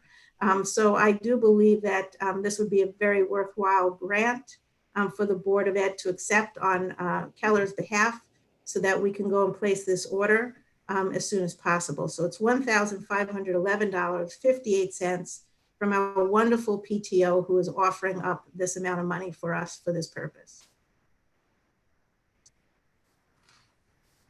So we would need to add that as a additional discussion and possible action point D, and for that we would need a motion. Chair will entertain a motion to add under discussion and possible action letter D, $1,511.58 gift for voice amplifier to the agenda. I see so moved from Gretchen and seconded from Jenny. All in favor? Good. Unanimous. We'll add item D to the discussion and possible action in number 6. Thank you. Thank you, Sue. Any questions for Sue?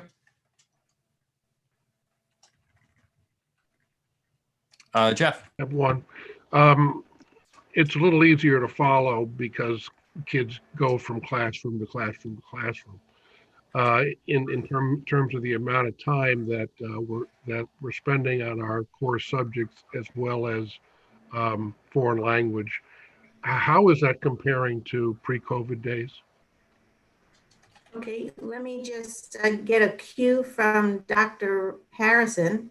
I believe that in the agenda, Jeff, coming up is a conversation about November schedule and academic focus. Okay. So Dr. Harrison, would you like me to answer that now or wait? You could go ahead and answer it now, Sue, and then that'll be fine just within the context of now. Okay. Okay.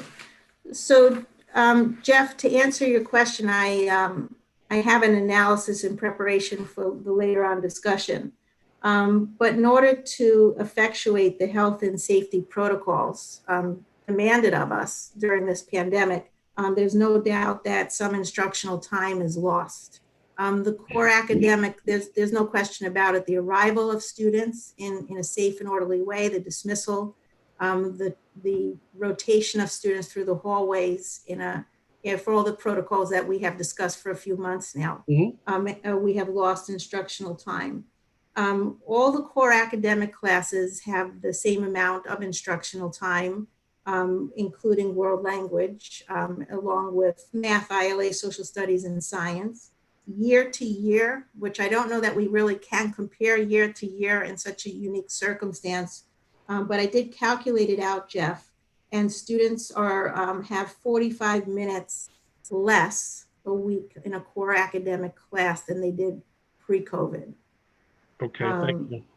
You're welcome. That's it for me. Thanks, Jeff. Any other questions from the board? Okay, that moves us on to Scott. Thank you, John. I'd like to run through a number of things. I'd like to give you an update on the grants discussion, which we covered in the last Board of Education meeting. I'll give you a little bit of insight into some of the activities that we have underway currently in central office. I'd like to talk a bit about the reopening budget, the financials associated with the additional costs that we are incurring this year as a result of the reopening protocols. And then I'll talk through the 2021 materials that were distributed with the budget object summary, the transfers, the health insurance report. Happy to take questions as I go or at the end. So briefly in regards to grants, when we spoke a month ago, I talked about some of the sources of funding that we had, and in particular, how those were translating into additional Chromebooks available to the district. Mm-hmm. And that number of additional Chromebooks at that time was 266, which was made up of funds from our operating budget, which we had scheduled. That was 59 of those 266. We had another 103 from the ESSER CARES grant money, and then there's another grant program called the Everybody Learns Initiative, which are straight technology grants from the state. That was another 104. The reason all of that remains in place, the reason for the update is that Everybody Learns Initiative had a second wave of grant made to us. It's an incremental 166 Chromebooks. So that brings our total from 266 to 432 of supplemental Chromebooks that will be arriving. They have not arrived yet. We were more recently told that we were looking at an October to early November delivery. So hopefully that timeframe is still holding. So that's a positive development. Another grant that we talked about was the Coronavirus Relief Fund, and Easton had qualified for a total of $87,302 for that. I just wanted to give you an update that I've done all of the required application steps for that. It is a grant that comes in multiple pieces. So the bulk of it is actually related to non-personnel for transportation, with the next biggest category, non-personnel needs for cleaning, PPE, health, and safety. There's a smaller category for personnel related to that. I'm confident that we can use every dollar of that and more. I will need to, or there will be a need to reallocate some of those funds, because I think from the time it was originally determined until we're now really into it, some are higher, some are lower. So there will be some administrative work along the way to do that. This is a grant that is a reimbursement grant, which distinguishes it from others in that it's not prospective of things we want to go do, but it is rather to reimburse us for costs that we have occurred or will have occurred on or prior to December 31st of this year. So it has a pretty finite definition to it. So that's in progress. I'll briefly let you know in regards to where things stand from the turnover and the changeover from our current financial system. As you know, we're on the Phoenix system and have been for some time. It was announced at the end of life, and we have in fact been embarking on the successor product to that eFinance Plus, with an original plan earlier this year to do that cutover effective with the start of the fiscal year, July 1st. But the reality of COVID made that unattainable. Just logistically and workload wise, it was not possible. So we did defer that cutover to December 31, January 1. So it's a mid-fiscal year cutover for us. That actually, ironically, makes it easier for payroll and slightly more difficult for financials, but it's all able to be accomplished. We've been working closely with the Power School team on this. We are actually this week conducting a payroll parallel test to validate the payroll results are the same in the old system and the new system, as a way to flush out all the data setup. We are training later this week for budget entry, because we will be doing the 21-22 budget in the eFinance Plus program, and that data entry actually begins next week. So it is upon us. At the end of the fiscal year, at the end of the calendar year, we'll migrate over from one to the other and have the data that we need. The reason I mention that point in particular is for purposes of reviewing our budget object summary now, it's a little different from a typical year in that we're not, broadly speaking, we're not setting up full year purchase orders. We're not setting up the electric purchase order, the electricity purchase order for the full year. We set it up through the bills that would be payable by December 31, and then we'll pick up the balance of it in the new system after that, due to that cutover. So that's just some context for you to have some understanding of things will likely start to look a little different in the somewhat near future as the team continues to cut over to the new system, new reports, those types of things. So let me touch briefly then upon the financials related to the reopening. In the July timeframe, we had put together budgets by district to assess what we thought would be the bubble cost associated with this. For Easton, that total was approximately $350,000, broken down into approximately $100,000 staff, $250,000 non-staff, round numbers. I can tell you that we're tracking to that number for staffing, so that we're not materially off from that. I don't anticipate being materially off from that. I would remind you that for a number of those roles, supplemental custodial, supplemental lunch and recess support, I costed those at a 90-day estimate. So that'd be a 90 school day estimate. Now, 90 school days is going to take us into something like January or February. It's not a clean break on the at the end of the calendar year. But the reason I say that is, to the extent that that need continues longer than 90 days, those costs would go above the 100K estimate. And I picked the 90-day estimate because at the time, we didn't know if it would be shorter. We didn't know if it would be longer. And I would say we probably still don't really completely know that. On the non-staffing side, that budget of 250, I'd say we have spent about 160,000 of that to date. So we're well into it. I would anticipate we would underspend that, although I'm not super close to the latest things that are changing on the ground. But I know we had a great deal of that occurred prior to the initial opening in hybrid, and in those very early days, because they were really foundational. I think we're seeing a second little wave, mini wave associated now with back in full. So unless things change materially, I would anticipate we would underspend that 250. So we're at 260 actuals against 350 currently. We'll end up somewhere between the 260 and the 350, but I'm anticipating it will be somewhat south of that. And my guidance at the time was that we should watch and wait and monitor, because understanding what does this mean to our full budget really means we need to know what's going to happen in the rest of our budget, and we don't know what's going to happen in the rest of our budget until we get into it. So we're really about a little over 30 days into the school year, considering that the bulk of the financials really kick in at the start of school. And our start of school this year was September 8th. It's October 13th at this point. So we're still a little on the early side of that. I would recommend a very close look at this in the January or February timeframe.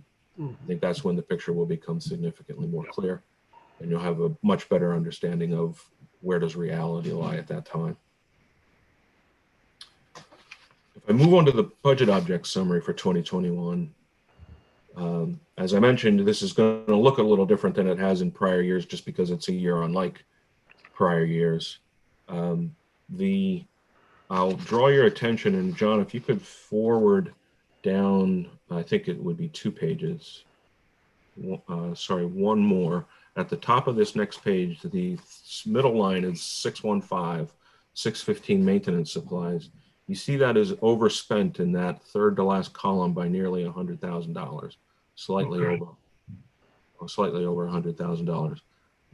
This is by design. We're accumulating all of the costs associated with the reopening activity here. Okay. So that 160,000 that I mentioned, a bulk of that is sitting in this sitting in this place.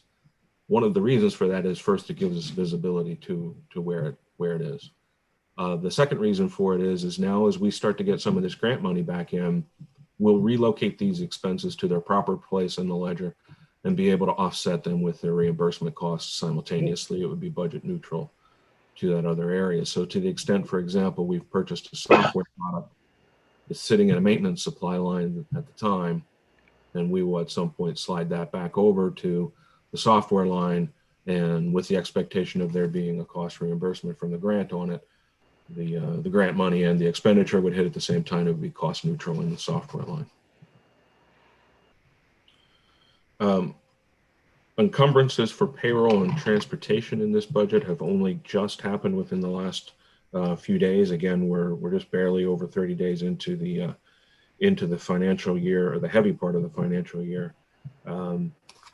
So there will be some fine tuning to be done there. I did notice that our certified salary line looks to be overspent by $300,000, but I know from some very brief analysis just prior to this meeting that we have $200,000 worth of reimbursements to come back into that line that will offset that have not yet hit. So that said, I don't see any particular major concerns. I don't really see any concerns other than the bubble costs that we are incurring as a result of the reopening.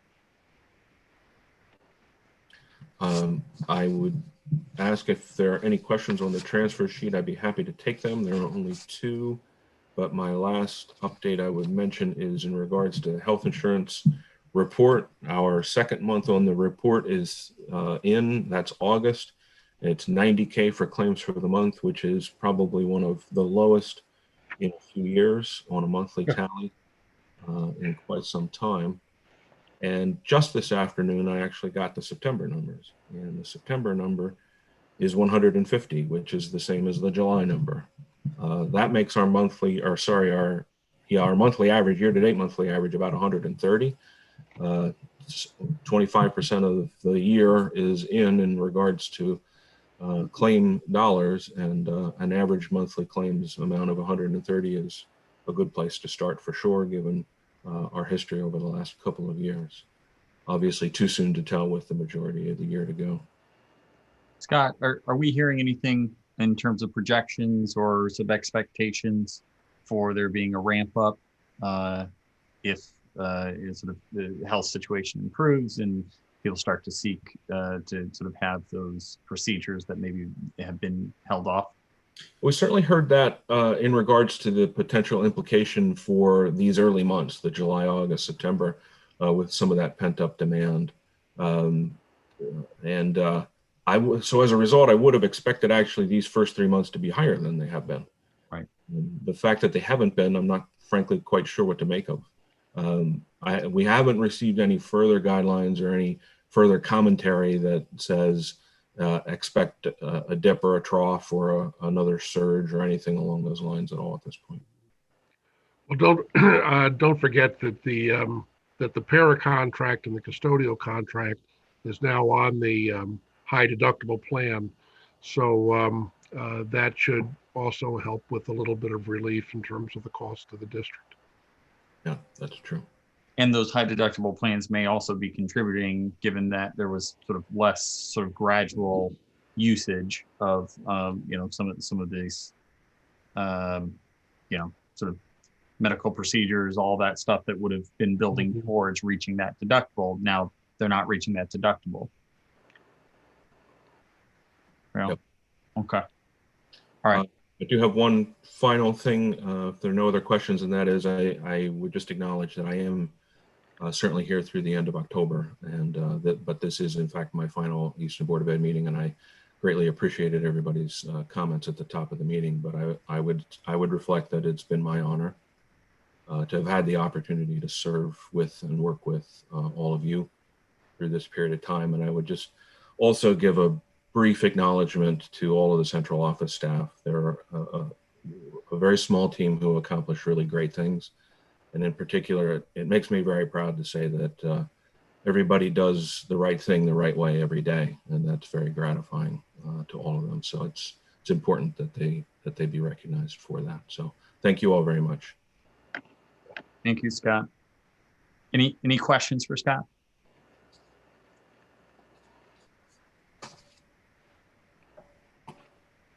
Okay. Moving on to 6, discussion and possible action, HVAC reports. Dr. Harrison or Scott? I'll jump, excuse me, I'll jump in and talk about this. Yep. So board members, I sent you all a copy of all 4 of the HVAC reports. There were 2 done at each of our schools.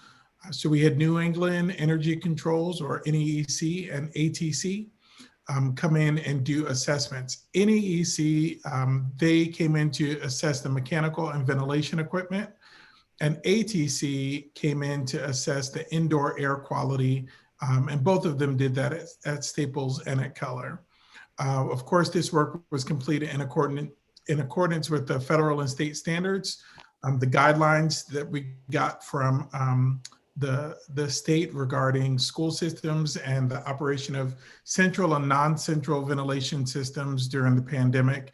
And that was created in collaboration with the Department of Public Health.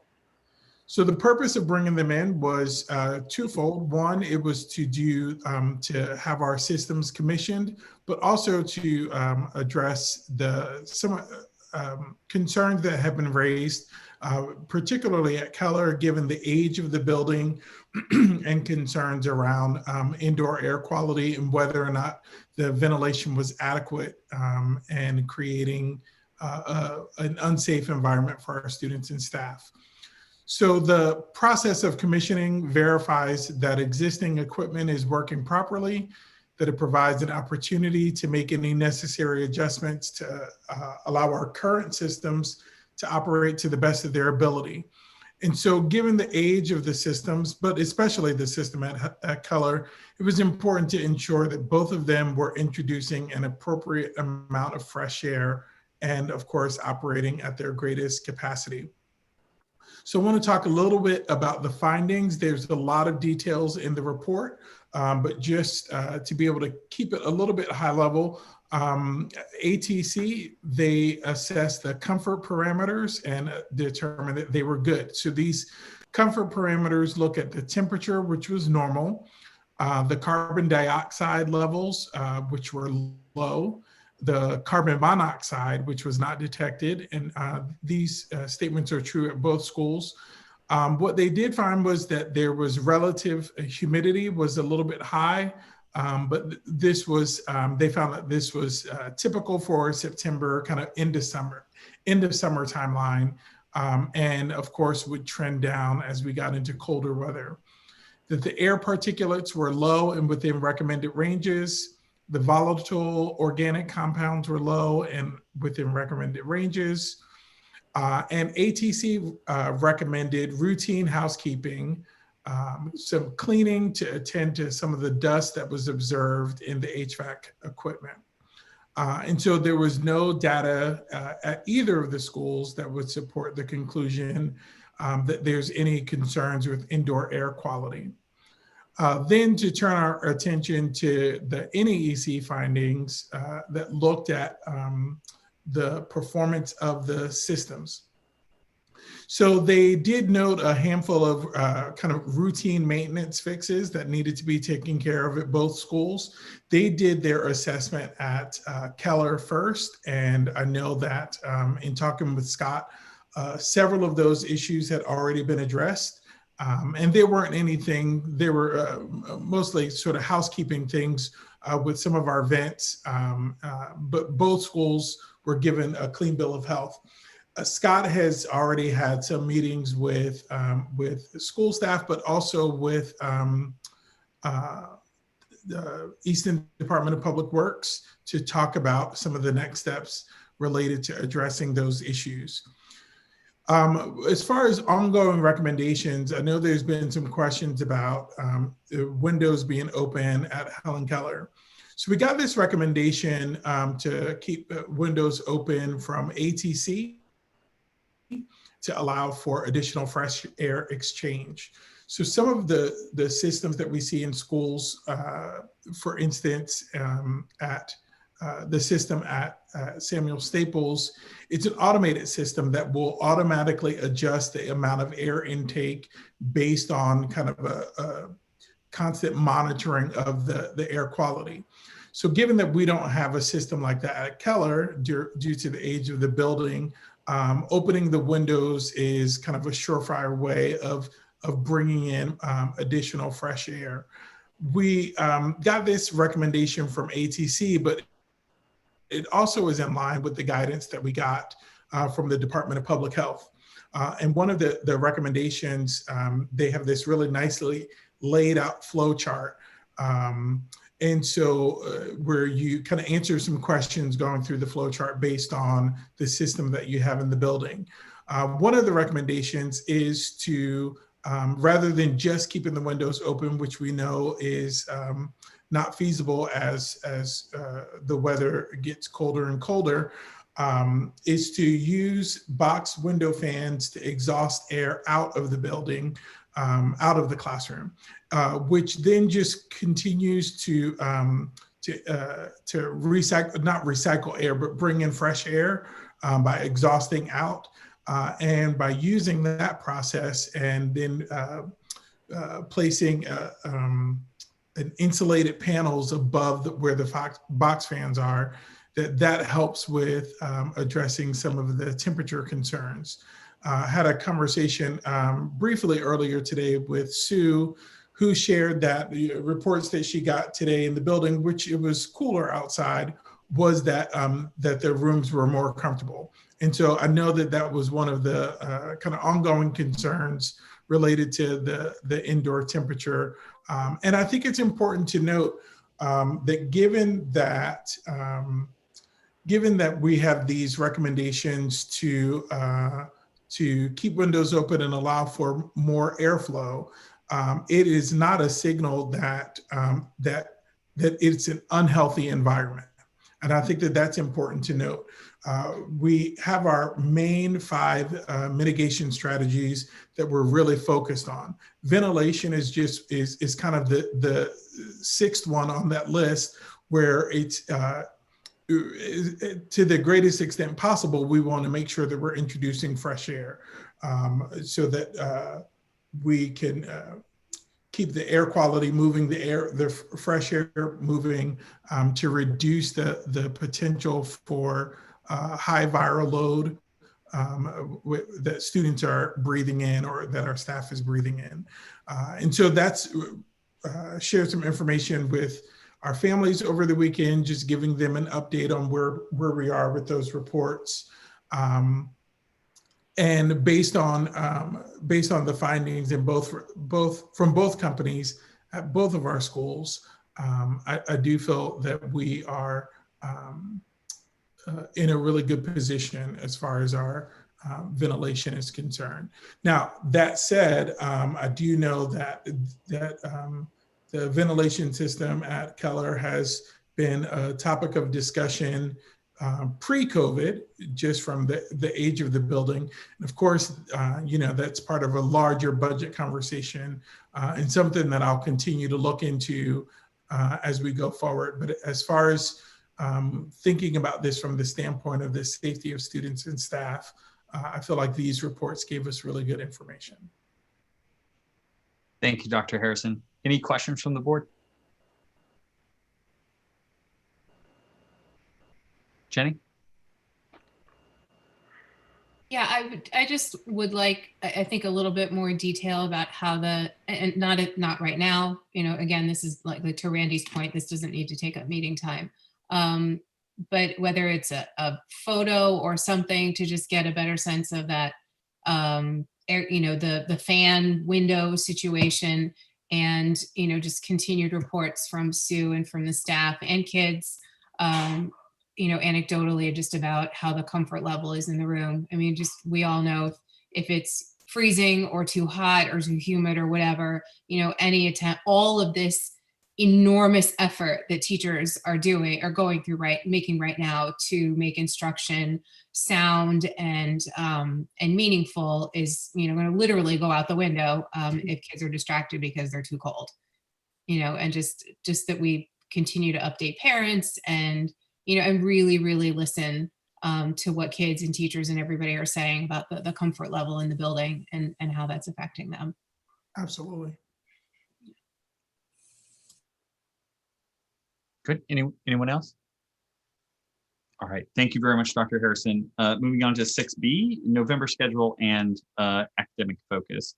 So I think we've already touched on the sort of academic focus question. I think we had a question earlier about the sort of the balance of time. So I think we're good on that question. But I think just touching on the November schedule, making sure that everybody's clear. We do still have some professional development time in November. Obviously, Election Day, November 3rd, as well as an early dismissal on November 25th ahead of the Thanksgiving holidays on the 26th and 27th, and being out then. And I think we wanted to just make sure that we were reiterating that we are not sort of continuing with the sort of half-day PD days on Wednesday, making sure that we're sort of being upfront about that. Any comments or sort of questions, Dr. Harrison, Dr. Pearson-Ugal, or any of our other administrators or board members? John, I have a question, I guess. And I'm sorry, because I kind of postponed my question for this segment of the meeting. Certainly. But this is not a big deal, but I just was curious why, and I brought this up to you, I think offline a week or so ago, why some of the specials in general, have more allotted time than, say, math, science, Spanish, French, whatever. That was just curiosity on my part looking at the schedule. So, and I think specifically the Helen Keller schedule, at least currently, has 2 hours and 50 minutes for a subject like art and 2 hours and 30 minutes for a subject like ILA or math. And so just a little bit of context would be helpful for that. I don't know if Sue or Stephanie can help us to sort of see that and then understand how that progresses in November and changes. And part two of that is SOAR and where that's going as we move forward. Okay, I can help with those. So when I want to clarify, when Jeff asked me the question earlier, I calculated what the schedule would look like starting in November when we had full days on Wednesday, Jeff. Right. Mhm. So I just want to make sure you understand that. So up until this time, we've been in transition, starting at hybrid and then moving to this. Our fine and practical arts classes are now back on track. That is Project Lead the Way Art and Health to be trimester courses. If you look at it, apparently you're looking very carefully at the schedule, Randy. So I just want to clarify that those classes don't meet daily as they did before. In the pre-pandemic days, they met for 43 minutes a day for 60 days straight. Now they have 70-minute classes twice a week. So the length of time was determined to try to balance out when we could incorporate all the transitions and extra time we needed for health and safety. But also these fine and practical arts classes were the most difficult classes to teach remotely. And we wanted to make sure that we set them up for good instructional time, no matter what model we go through. This is the schedule that we hope to maintain with some small changes if we could take off time from arrival and dismissal. But this was done so that we can fit in good amount of class time before cleanup, before wiping things down, and for good instruction in the FPA classes. The academic classes, as you know, they meet 5 days a week. A student will see one academic teacher 3 days a week for each academic course. So we did the best that we could with the constraints that we had to try to maximize instruction for all classes and do the best that we can to maintain all the health and safety protocols. Now, you asked a question about SOAR, and I wanted to explain a very important feature of that and what that period is, allows us to do with students. So we invested in a program called IXL, and that is a program that is pretty much a personalized learning program that students do during SOAR. We just started last week. Our two specialists, Dana and Amber, our math and ILA specialists, did a tremendous amount of work in setting up this program, teaching teachers how to use it and how to gain data from it. And all the students, including students learning from home, but we found out today that they were a little confused about that IXL program. So we're going to get them more information in the next coming days on how to use it. But that's a self-directed program in both math and ILA. And so that program is going to help us to ascertain where students are in their learning, knowing that from March through June, some students jumped ahead, some students fell behind. This is an adaptive program that's going to help us isolate exactly what instruction these students need. So that's a very important aspect of the SOAR period. The other important thing about the SOAR period is for all the students who need services either through an IEP or 504 or through our SIT program, our student intervention program, they get pulled out of that period for those specialized services for portions of those period as well. So we thoughtfully and carefully tried to come up with a schedule that would accommodate the needs for all the students for us to take them where they need to go and grow this year. My 2 cents, and I asked the board members to chime in if I'm on the wrong page, but I just, I guess I'm old fashioned, but I appreciate what you said. And I know I can only imagine everything we've talked about tonight and how the difficulty of the, 2 different, 3 different, 4 different modes of education. But, big picture, some of the core classes, I think more time than less could be allocated there.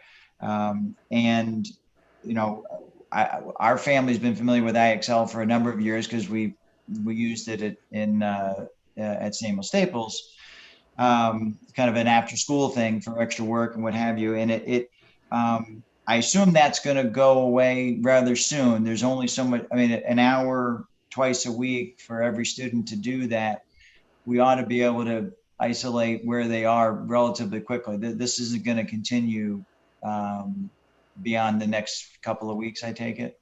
No, actually, Stephanie, you can help me on the answer of this, but it's a program that actually is very beneficial to help students continue their skills for the advanced students as well, to help us personalize for everybody. So it's not simply a diagnostic tool. It's something that will help students learn as well.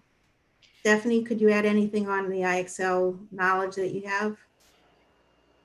No, I think it offers us a tech-based option to differentiate and to help students build skill sets in an individualized manner. I don't see it as a forever thing in terms of taking time that's valuable instructional time. But for right now, it's assisting us to identify learning needs and help kids build skill sets. Okay, but and maybe I'm dancing around the point here. There's little to zero instruction time that's happening while the children are using IXL. The kids are using IXL. That's not 100%. There's no whole class instruction. But like I said, there's some students who are pulled by specialists, by special education teachers for their support services. There's very little time within the schedule. A middle school schedule is a complex schedule, Randy. I realize from an outside view, not understanding how difficult it is to make sure that you have within a week the amount of time that special services department needs to support their students for specialized services, plus our SIT team to work with the students who need tier 2 and tier 3 support that we've identified. Randy, when did that occur? When we were pre-pandemic, when did those pullouts occur? I don't understand why we have an hour. So last year we had a period, or in multiple years prior to now, we had a period called ELT. You may recall it was extended learning time. And it was a 43-minute period every day. And a lot of that happened during those days. For students who need additional time beyond a 5-day-a-week program, or that afforded, sometimes we had to pull from FPA classes, but we really don't like doing that, because those are the classes that, first of all, we don't want to minimize the importance of the learning that goes on in fine and practical arts classes. For some students, those are more important than core. It's where they feel very successful, and it's where they feel great, and it's where they show their creativity. So I don't want to minimize the importance of fine and practical arts classes versus core academic classes necessarily, but we've tried over the years using that ELT period to suffice for most of that pull-out instruction. Yeah, I'll go on the record. My son's favorite class is still gym, and I get it. So, okay, fair enough. Thanks, Randy. If I can also, and I can't give a testimonial for IXL, but you know, we've used Khan Academy at home, and we used it all summer with the boys, and they spend a lot of time, and it's the same idea where it's sort of right sizing to sort of where you're at. And we found that to be incredibly valuable for them to progress without even needing us to be sort of delivering direct instruction to them through the summer. They could go through and get up, and then when they had a question, there was a video, and then if they had questions, you know, outside of that, we could help. But just that process can be enriching, right? As a sort of full suite of. I think IXL is fantastic. We've been using it for years, again, at Staples and now at Helen Keller. I'm not 100% on board. Maybe I will be eventually of teacher time, in school time allocated to that. I'm all for the program. I think it's fantastic. And there's a number of others that are vocabulary enrichment that we've been made aware of. So I get that. I'm just questioning the allocation of time. That's all. I understand. I also don't want to minimize the number of students who have presented to us this year already who are benefiting or in need of the support from our counseling group of people, our school psychologist, our social worker. That's a very big part of our SIT process. I mean, many people hear about student intervention, they think it's academic, but there's a lot of social emotional need. And especially there's a lot of trauma out there as a result of this pandemic and the number of months that it's been going on. So we can't turn out, we can't turn a blind eye to all of this, and we have to support the students in the way that they need. I would never, I'm not second guessing that for a minute. So that's not my point. I think I made my point, but I appreciate your time. Thank you. Gretchen? Is there maybe a way that next month we could hear, or Stephanie, I don't know, from the teachers in terms of how much differentiation happened because of that program, if you could quantify that in some way? Because I agree. I mean, if we can have a technological tool to do that, that's awesome for everyone. But if there's a way, I don't know, so that the parents can know that it happened, that might be helpful. I also just want to also reiterate, this is a year where every day could be a different story based on the data that central office gets from the Department of Public Health. So we're trying to, what we've attempted to do is to create a solid schedule that can be fluid through any model from this point on that this year presents to us. And I believe it's a strong model. I think I've said since July when we presented hybrid as it was thought of earlier, which was not the hybrid we started in, that we're very open to and will, like, for example, if we could squeeze time and take away from that the arrivals are going so smoothly that we can add time back into courses, we will. If we can do it on the back end of dismissal, because the parents are very creative and found another way of dismissing students. I think they're phenomenal. A lot of kids are leaving us at the end of the day and going through the snake path and meeting their parents on Flat Rock to avoid this long line in our driveway. They're brilliant. I think that's so creative. So if we can, anytime we can recapture, we're all for making those changes to increase instructional time.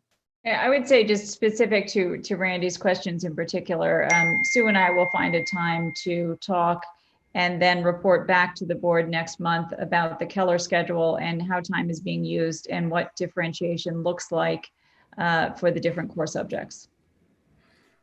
Stephanie, I think that's going to be very helpful because certainly we spent a lot of time this spring talking about the importance of understanding where our kids are when they came back into the building. But it was also my expectation that once we knew where that was, then those hours spent making those assessments would get put back into the core subjects. So just to clarify, we only started putting kids on the IXL program about a week ago. It took a few weeks to get set up and get trained, and it wasn't ready on day one. We first ordered it and the teachers first got it when they arrived back to school. I understand that too. I just want to, sure. You got my attention when you said, well, this is a good tool that maybe we could use for a longer period of time rather than just the assessment. And so I got a little nervous when I heard you say that. And I would just, I mean, my assumption, and I'll throw in, is that like part of this is, it sounds like, Sue, I mean, maybe I misunderstood. This is also a time where teachers have that opportunity. They're doing a lot of formative assessment while kids are doing work, seeing where kids are struggling. And it provides opportunities for, oh, I see Lewis is struggling. I'm going to pull and do some of that like one-on-one time. So thank you for mentioning what is happening at Helen. You're absolutely right. I didn't even get to that part because I was talking so much about the services that students need and how they get it during this time. But teachers are available to other students at that time, just like they were in previous years during ELT to help support them for questions, for academic reinforcement, to help clarify things. So that's true as well, Devin. Thank you for reminding me. John, can I just chime in? I just wanted to offer some support to Randy's comment. I mean, I don't have kids in the middle school right now, but if I knew that they were at school spending time on IXL, I would not be happy. I'm not a fan of the program. I'm not a fan of little kids using it. I know that things are hard right now under pandemic circumstances, but the idea of kids sitting, especially those who are at school, with their teachers, being on a device doing a digital program when they could be interacting or working with their teachers, and maybe I'm misunderstanding the way it's being described, but that you've got some kids doing this program because it's because the schedule doesn't allow for kids to get services they need in other areas, just doesn't. I'm not doing it justice in explaining it tonight, and I will be fresher and have much more information for you next month. Okay. Yes. Yeah, I think individualized education requires some sort of technological component to bring it to scale. And I think this is a part of the conversation that we want to grow towards. And I think actually raise as an important discussion topic that we all dive into in subsequent sessions. So any further discussion on 6B? Okay. All right, thank you. Moving on to C, and as we do that, looking at the agenda, Scott, I think we are clear to allow you to sign off. So thank you. Feel free to stay tuned in if you know, for some reason you're inclined to, but thank you. Thanks. I'm pushing the applause button, but it's not going on. Thank you. All right. So a quick update here on policy committee. So every Friday we meet, well, almost every Friday we meet whenever we can get quorum and can meet. We formed a joint policy committee last year during, I believe it was the last tri-board committee in 2019. Tri-board meeting in 2019. And a part of that is we had been doing this work, looking at the CABE policies, essentially taking the Frankenstein monster of Region 9's, Reading's, and Easton's policy books and turning them into something cohesive. We continue to do that work. We are now through the 3000 series. There is a 1000, 2000, 3000, 4, 5, 6, and then I think there's no 7. We come to an 8, but we're working through the 3000 series, and we're actually seeing the horizon for that. The reason that I bring it up is, as we've been going through, we've been tagging various elements in each one of these series as what we call enumerated duties. So anywhere in the documents where it says the superintendent shall, or the superintendent or their designee shall, we've been tagging those so that we're just keeping track of them. And we started to compile just from the 1000 through the 3000 series. And it's unbelievable. The number of items that we are sort of compelling our central office staff to do. And as we start to pull together those duties, and we also, obviously, with Dr. Harrison coming in and sitting in central office and sort of seeing the way that we're doing things and having some expertise in how things were done in his previous districts, we're seeing operational efficiencies that are opportunities for us. And so we want to take the sort of all the things that we're expecting to get done and all of the people who we have there to get that work done and start to do some matching up. And I think we'll see this as a part of our tri-board conversation later this month, that we're going to talk a little bit more about operational efficiencies, and we'll get a little bit more specific about the duties that are coming out of those policy meetings that we're having. So I wanted to raise that and make sure that sort of people knew that this is coming, and that we, will continue the conversation. Any comments or questions from anybody on this? Okay. All right. I will say we are benefiting greatly from having 2 of the 4 members of that policy committee as attorneys, because we're able to zip through. And oftentimes when the question comes up, wait, is this a matter of law or is this just something that's a good idea? they're instantly on their case law lookups and things like that. And it's great.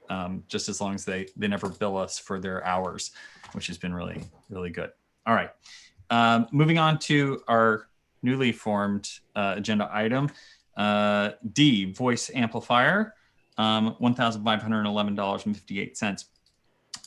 Do we have a motion? Chair will entertain a motion to So moved. accept. Thank you, Jeff.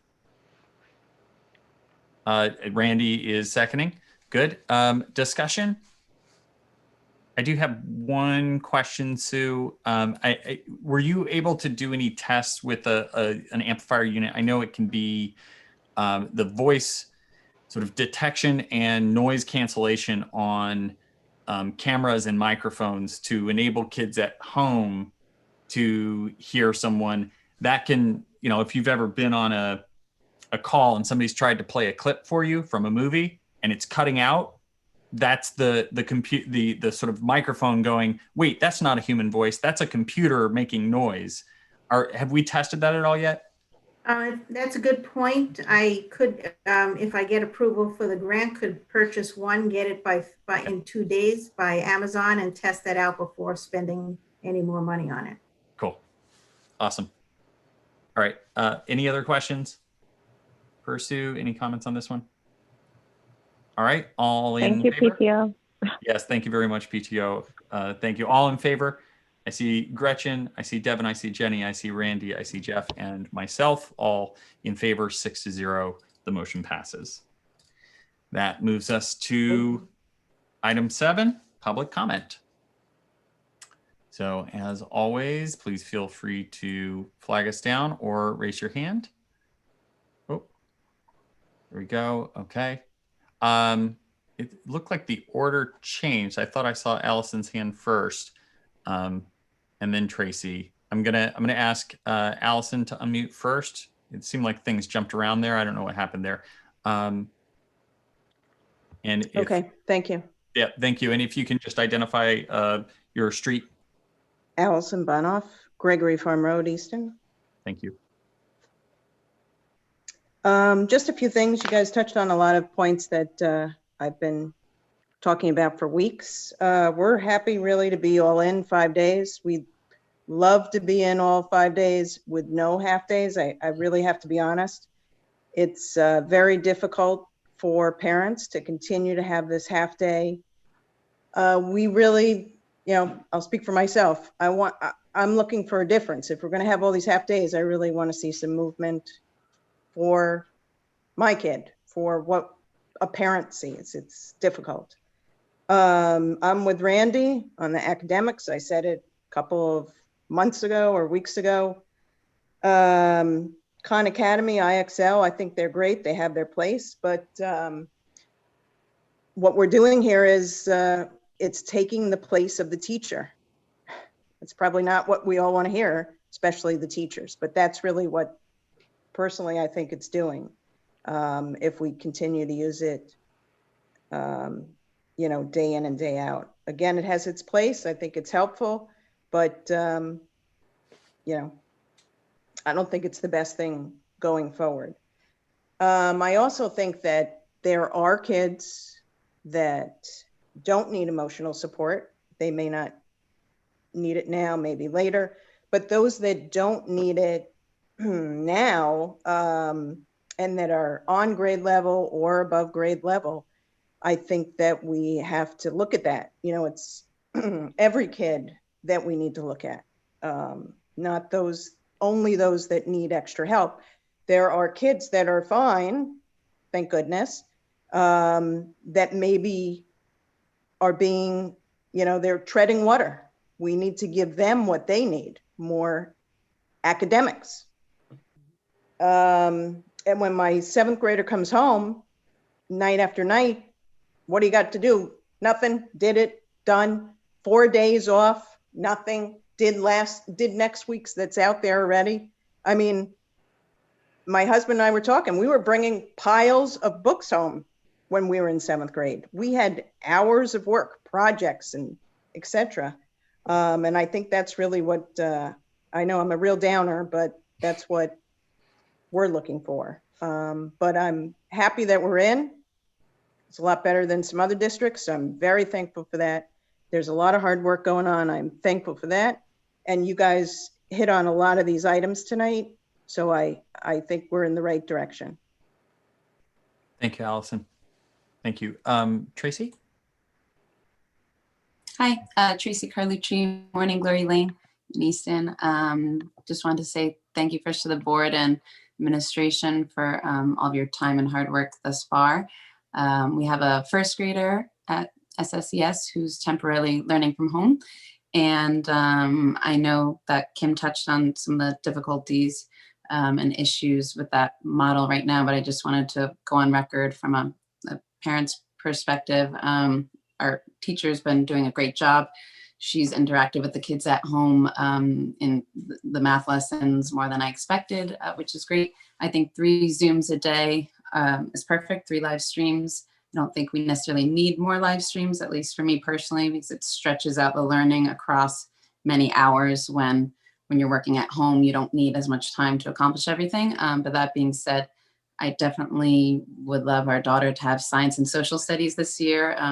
And as of yesterday, when I started discussing things with her teacher, there just wasn't a plan as of yet for that, or for how small reading groups were going to happen virtually. Our daughter did meet twice privately through Google Meet with her teacher, but that was during the hybrid model when the teachers were home Wednesday mornings and they had time to do that. So as of right now, her teacher has no idea how or when to fit that in moving forward. And I know it's on the administration's radar now, so I'm hopeful that we'll find some solutions. I appreciate Devin and Jenny's comments, giving the teachers more time and support to plan for the students who are at home, to update Google Classroom.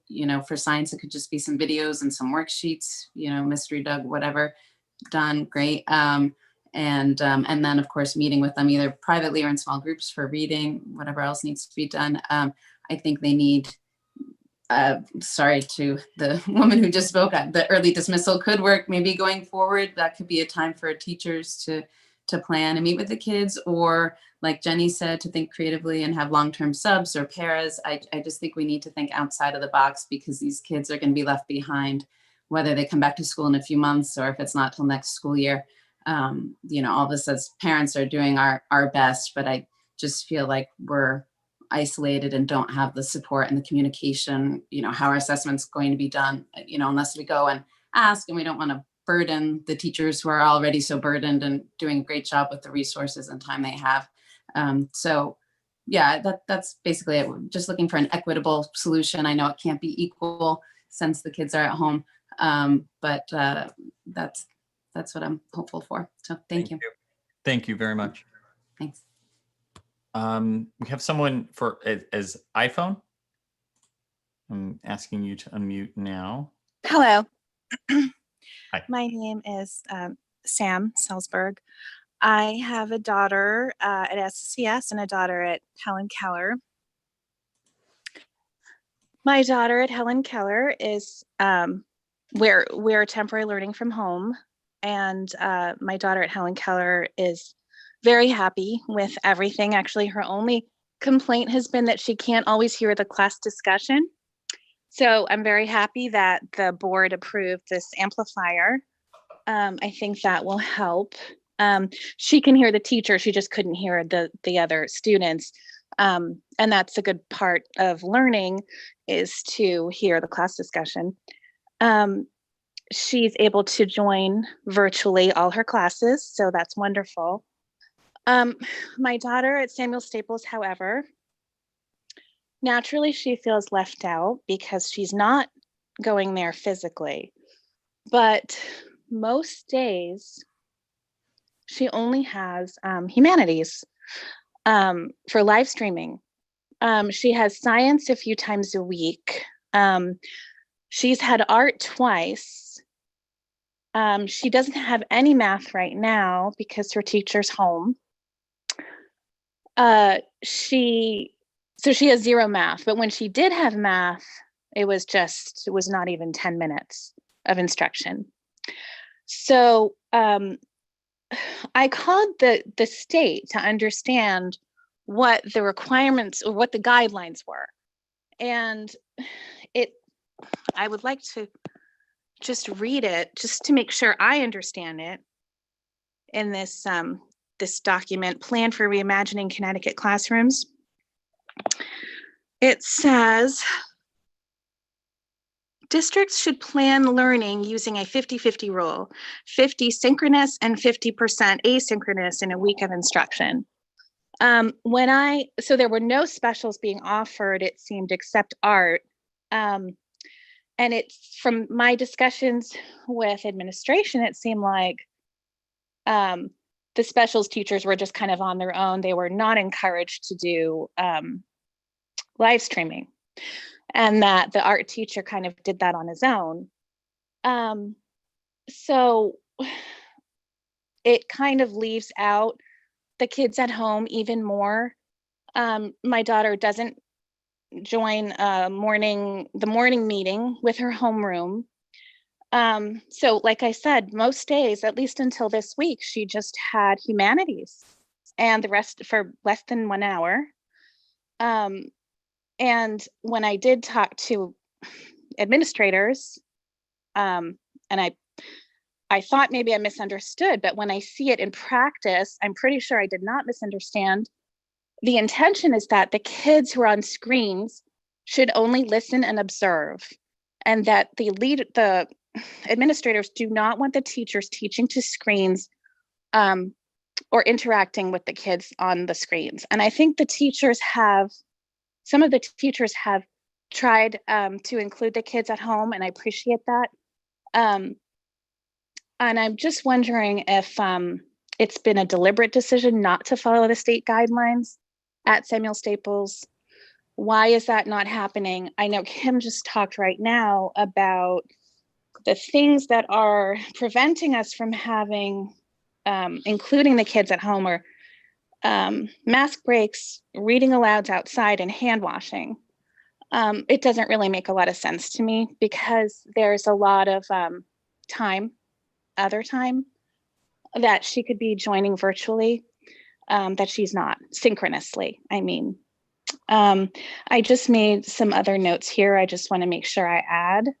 And Sam, I don't want to interrupt, but I do. So generally, you sort of try to keep public comment to sort of 2 or 3 minutes. I understand you have other points, and would encourage you. I would also encourage sort of reaching out to Kim and sort of the administration. I have already. I've spoken to Kim, and I've spoken to Mr. Brownstein, and I've spoken to Dr. Harrison.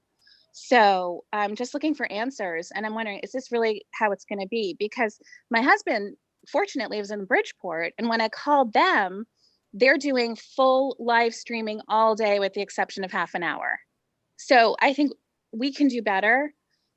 Just really, I feel like I'm getting the runaround when I ask, why can't my daughter be more involved? It's not good for her academically, and it's not good for her emotionally not to be able to live stream more than she is.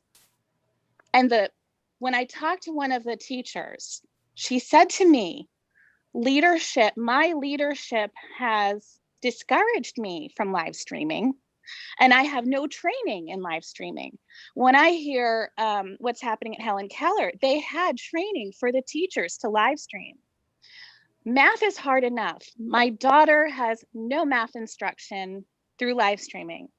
So this is not, I don't know how she graduates from 5th grade with this being her education. So I had more to say, but I can stop there. But I would definitely encourage sort of connecting back with Kim, and feel free to send me an email as well. I'm happy to talk. All I'm asking for is more live streaming. I don't feel like having more discussion about why we don't have more live streaming. Okay. Thank you for your comments.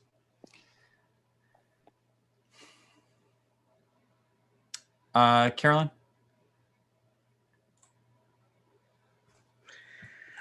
So I just wanted to address a couple of things, just having had kids that went through, Staples and Helen Keller. I believe it was Allison had mentioned that her child comes home in 7th grade and has no work, that they do a lot of the work at school.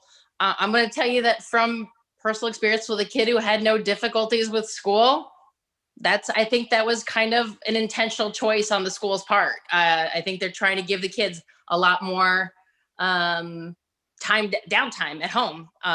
So in 7th grade, with my 9th grader, when he was in 7th grade, did not come home with much work. He had some, obviously, but not a bunch. And so I don't think that's a lot different for my current 7th grader from when my 9th grader was in school. So I just want to say that I on my opinion is that it's not the same for sure, but it's it's not that much different. If your kid's not coming home with hours and hours of homework in 7th grade, studies are showing that that's actually a good thing.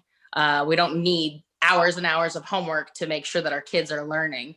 And so, I find it, if you haven't had a kid that went through that grade before, it might seem like it's a lot different from when I was in 7th grade for sure, but it's not a lot different from when my 9th grader was in 7th grade.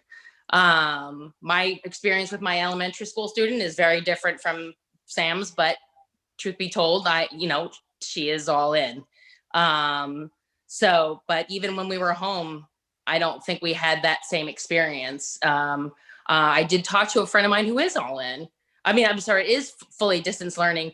She is with those kids doing a lot of work, making sure that they're engaged at all times. And unfortunately, I feel like something I can't do because I'm working. If you're going to have your kids home for distance learning, it's awful and it's hard. But we have to sort of pitch in to help because we are where they are.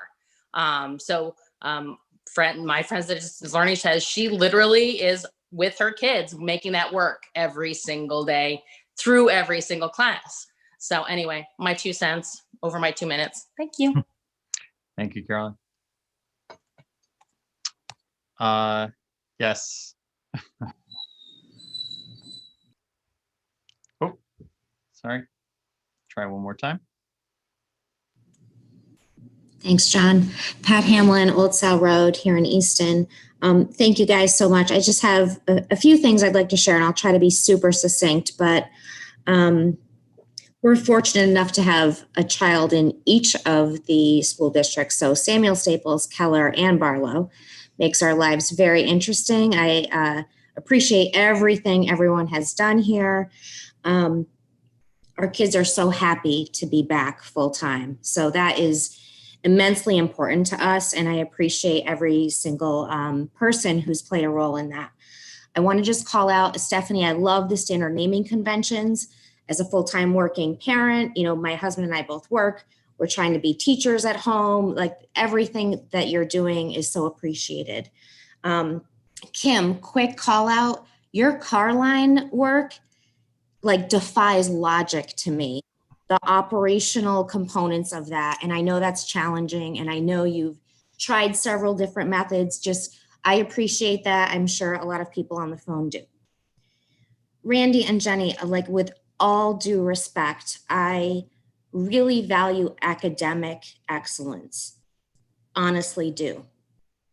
As a parent of a child who needs SIT and social and academic support, please be thoughtful about SOAR and how you evaluate how that time is being spent. If you take that away, that would mean my child is missing his academic time. And I think that if you'd like to discuss it, I would be more than happy to kind of walk you through the value. The staff at Keller in this area is bar none amazing. They have made an impactful difference in our lives. And I just want to say that it's super valuable to us. And again, I value the academic. I understand your point of view immensely, but just if you'd like to hear more about the other side, I'd be happy to dialogue with you. Thank you. Thank you. Adam.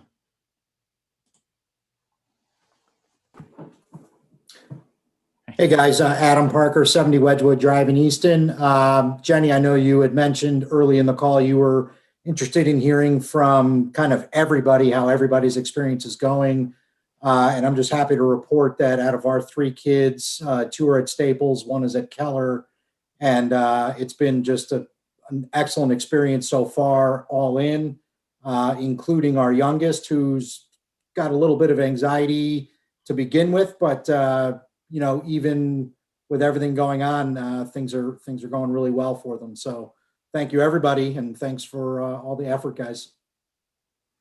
Thanks, Adam. Thank you very much. Okay. I'm not seeing any additional calls for public comment, so that'll move us to item number 8, board member comment. Any comments? Jenny? Okay, I'm looking at the time. I'll try to pull this in as quickly as possible. Devin touched on communication early on. I know it's not an agenda item, but wondering if maybe we could consider making it a little bit more of a meaty discussion in the future. I had made a bunch of notes before the meeting about it, and I really think the key is just preemptive communication. You know, everybody's busy, but if the people, you know, if it's from like finance and superintendent, each administrator, you know, sort of like the different major components of our schools on a, you know, like once or twice a week, once a week or once every 2 weeks, can spend a little bit of focused time, like give it to yourself, like a, you know, like just a quiet few minutes to put yourselves in parents' shoes and say, what if I'm a parent in this school right now? What am I thinking about? What am I wondering about? What do I want to know that's coming up in the next week or two? And I know that we do that for the most part, we do that, but I think that parents I was thinking about this today. Most of us are accustomed now to receiving information and updates in sound bites and in small bits of information. And sometimes we'll hear schools compared to, you know, kind of you walk into a classroom and it looks like it did, you know, 50, 100 years ago. And, you know, our communications come out in sometimes long or lengthy letters. And I'm just wondering if we can kind of maybe rethink the frequency and the amount of information that we're giving to people, and can kind of preempt those questions that we'd be saving ourselves a lot of headaches. I'd like to see us as a district kind of try to get ahead of, I call it like the twitchiest person on Facebook, you know, the person who's popping the question out there and, you know, kind of asking the general moms public at large, you know, when are we going to get parent packets, or what are we doing about the October 5th date, or what's happening with the HVAC? If we can push some of that stuff out a little bit sooner, you know, just, I think it would, like to Devin's point, really help. I mean, there's always going to be that twitchy person on Facebook who puts the question out before we get it out to parents, and people are stressed and they're home and they're really twitchy right now. So just been thinking a lot about communication from that perspective. And Scott, is Scott even on the call anymore? No, he dropped. He dropped. Oh, well, just if he ever comes back to this again, I just appreciate it even more than, along with his prowess and, you know, his professionalism and his ability in his field, that he was just a warm, kind, sincere, genuine person. And I just think he brought such a wonderful, wonderful temperament to the whole team. And I'm really, really going to miss him. Thank you, Jenny. Any other comments from the board?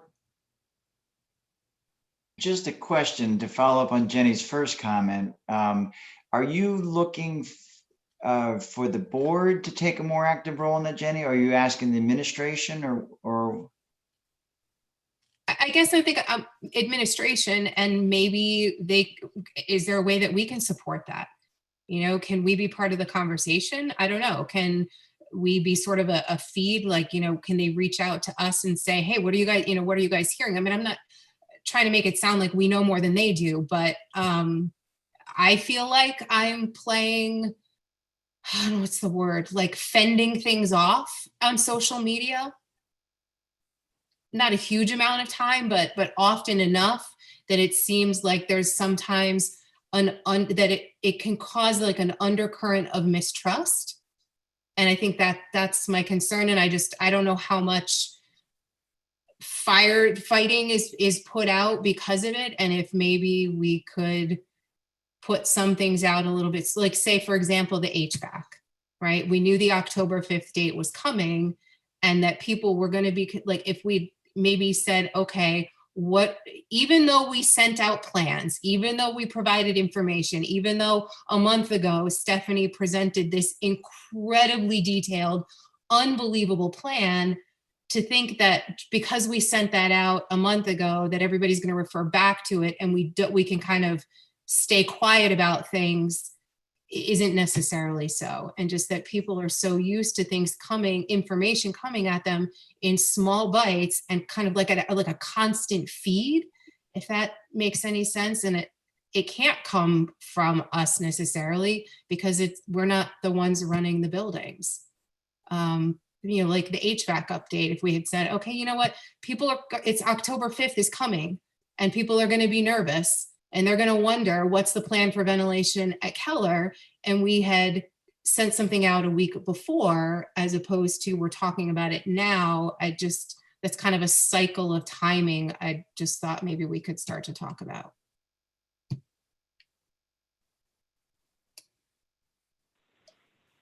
Sorry, I know this is not discussion time. Apologies. John's fault. Thanks, Randy. Thanks, Randy. I needed that. Anybody else have anything?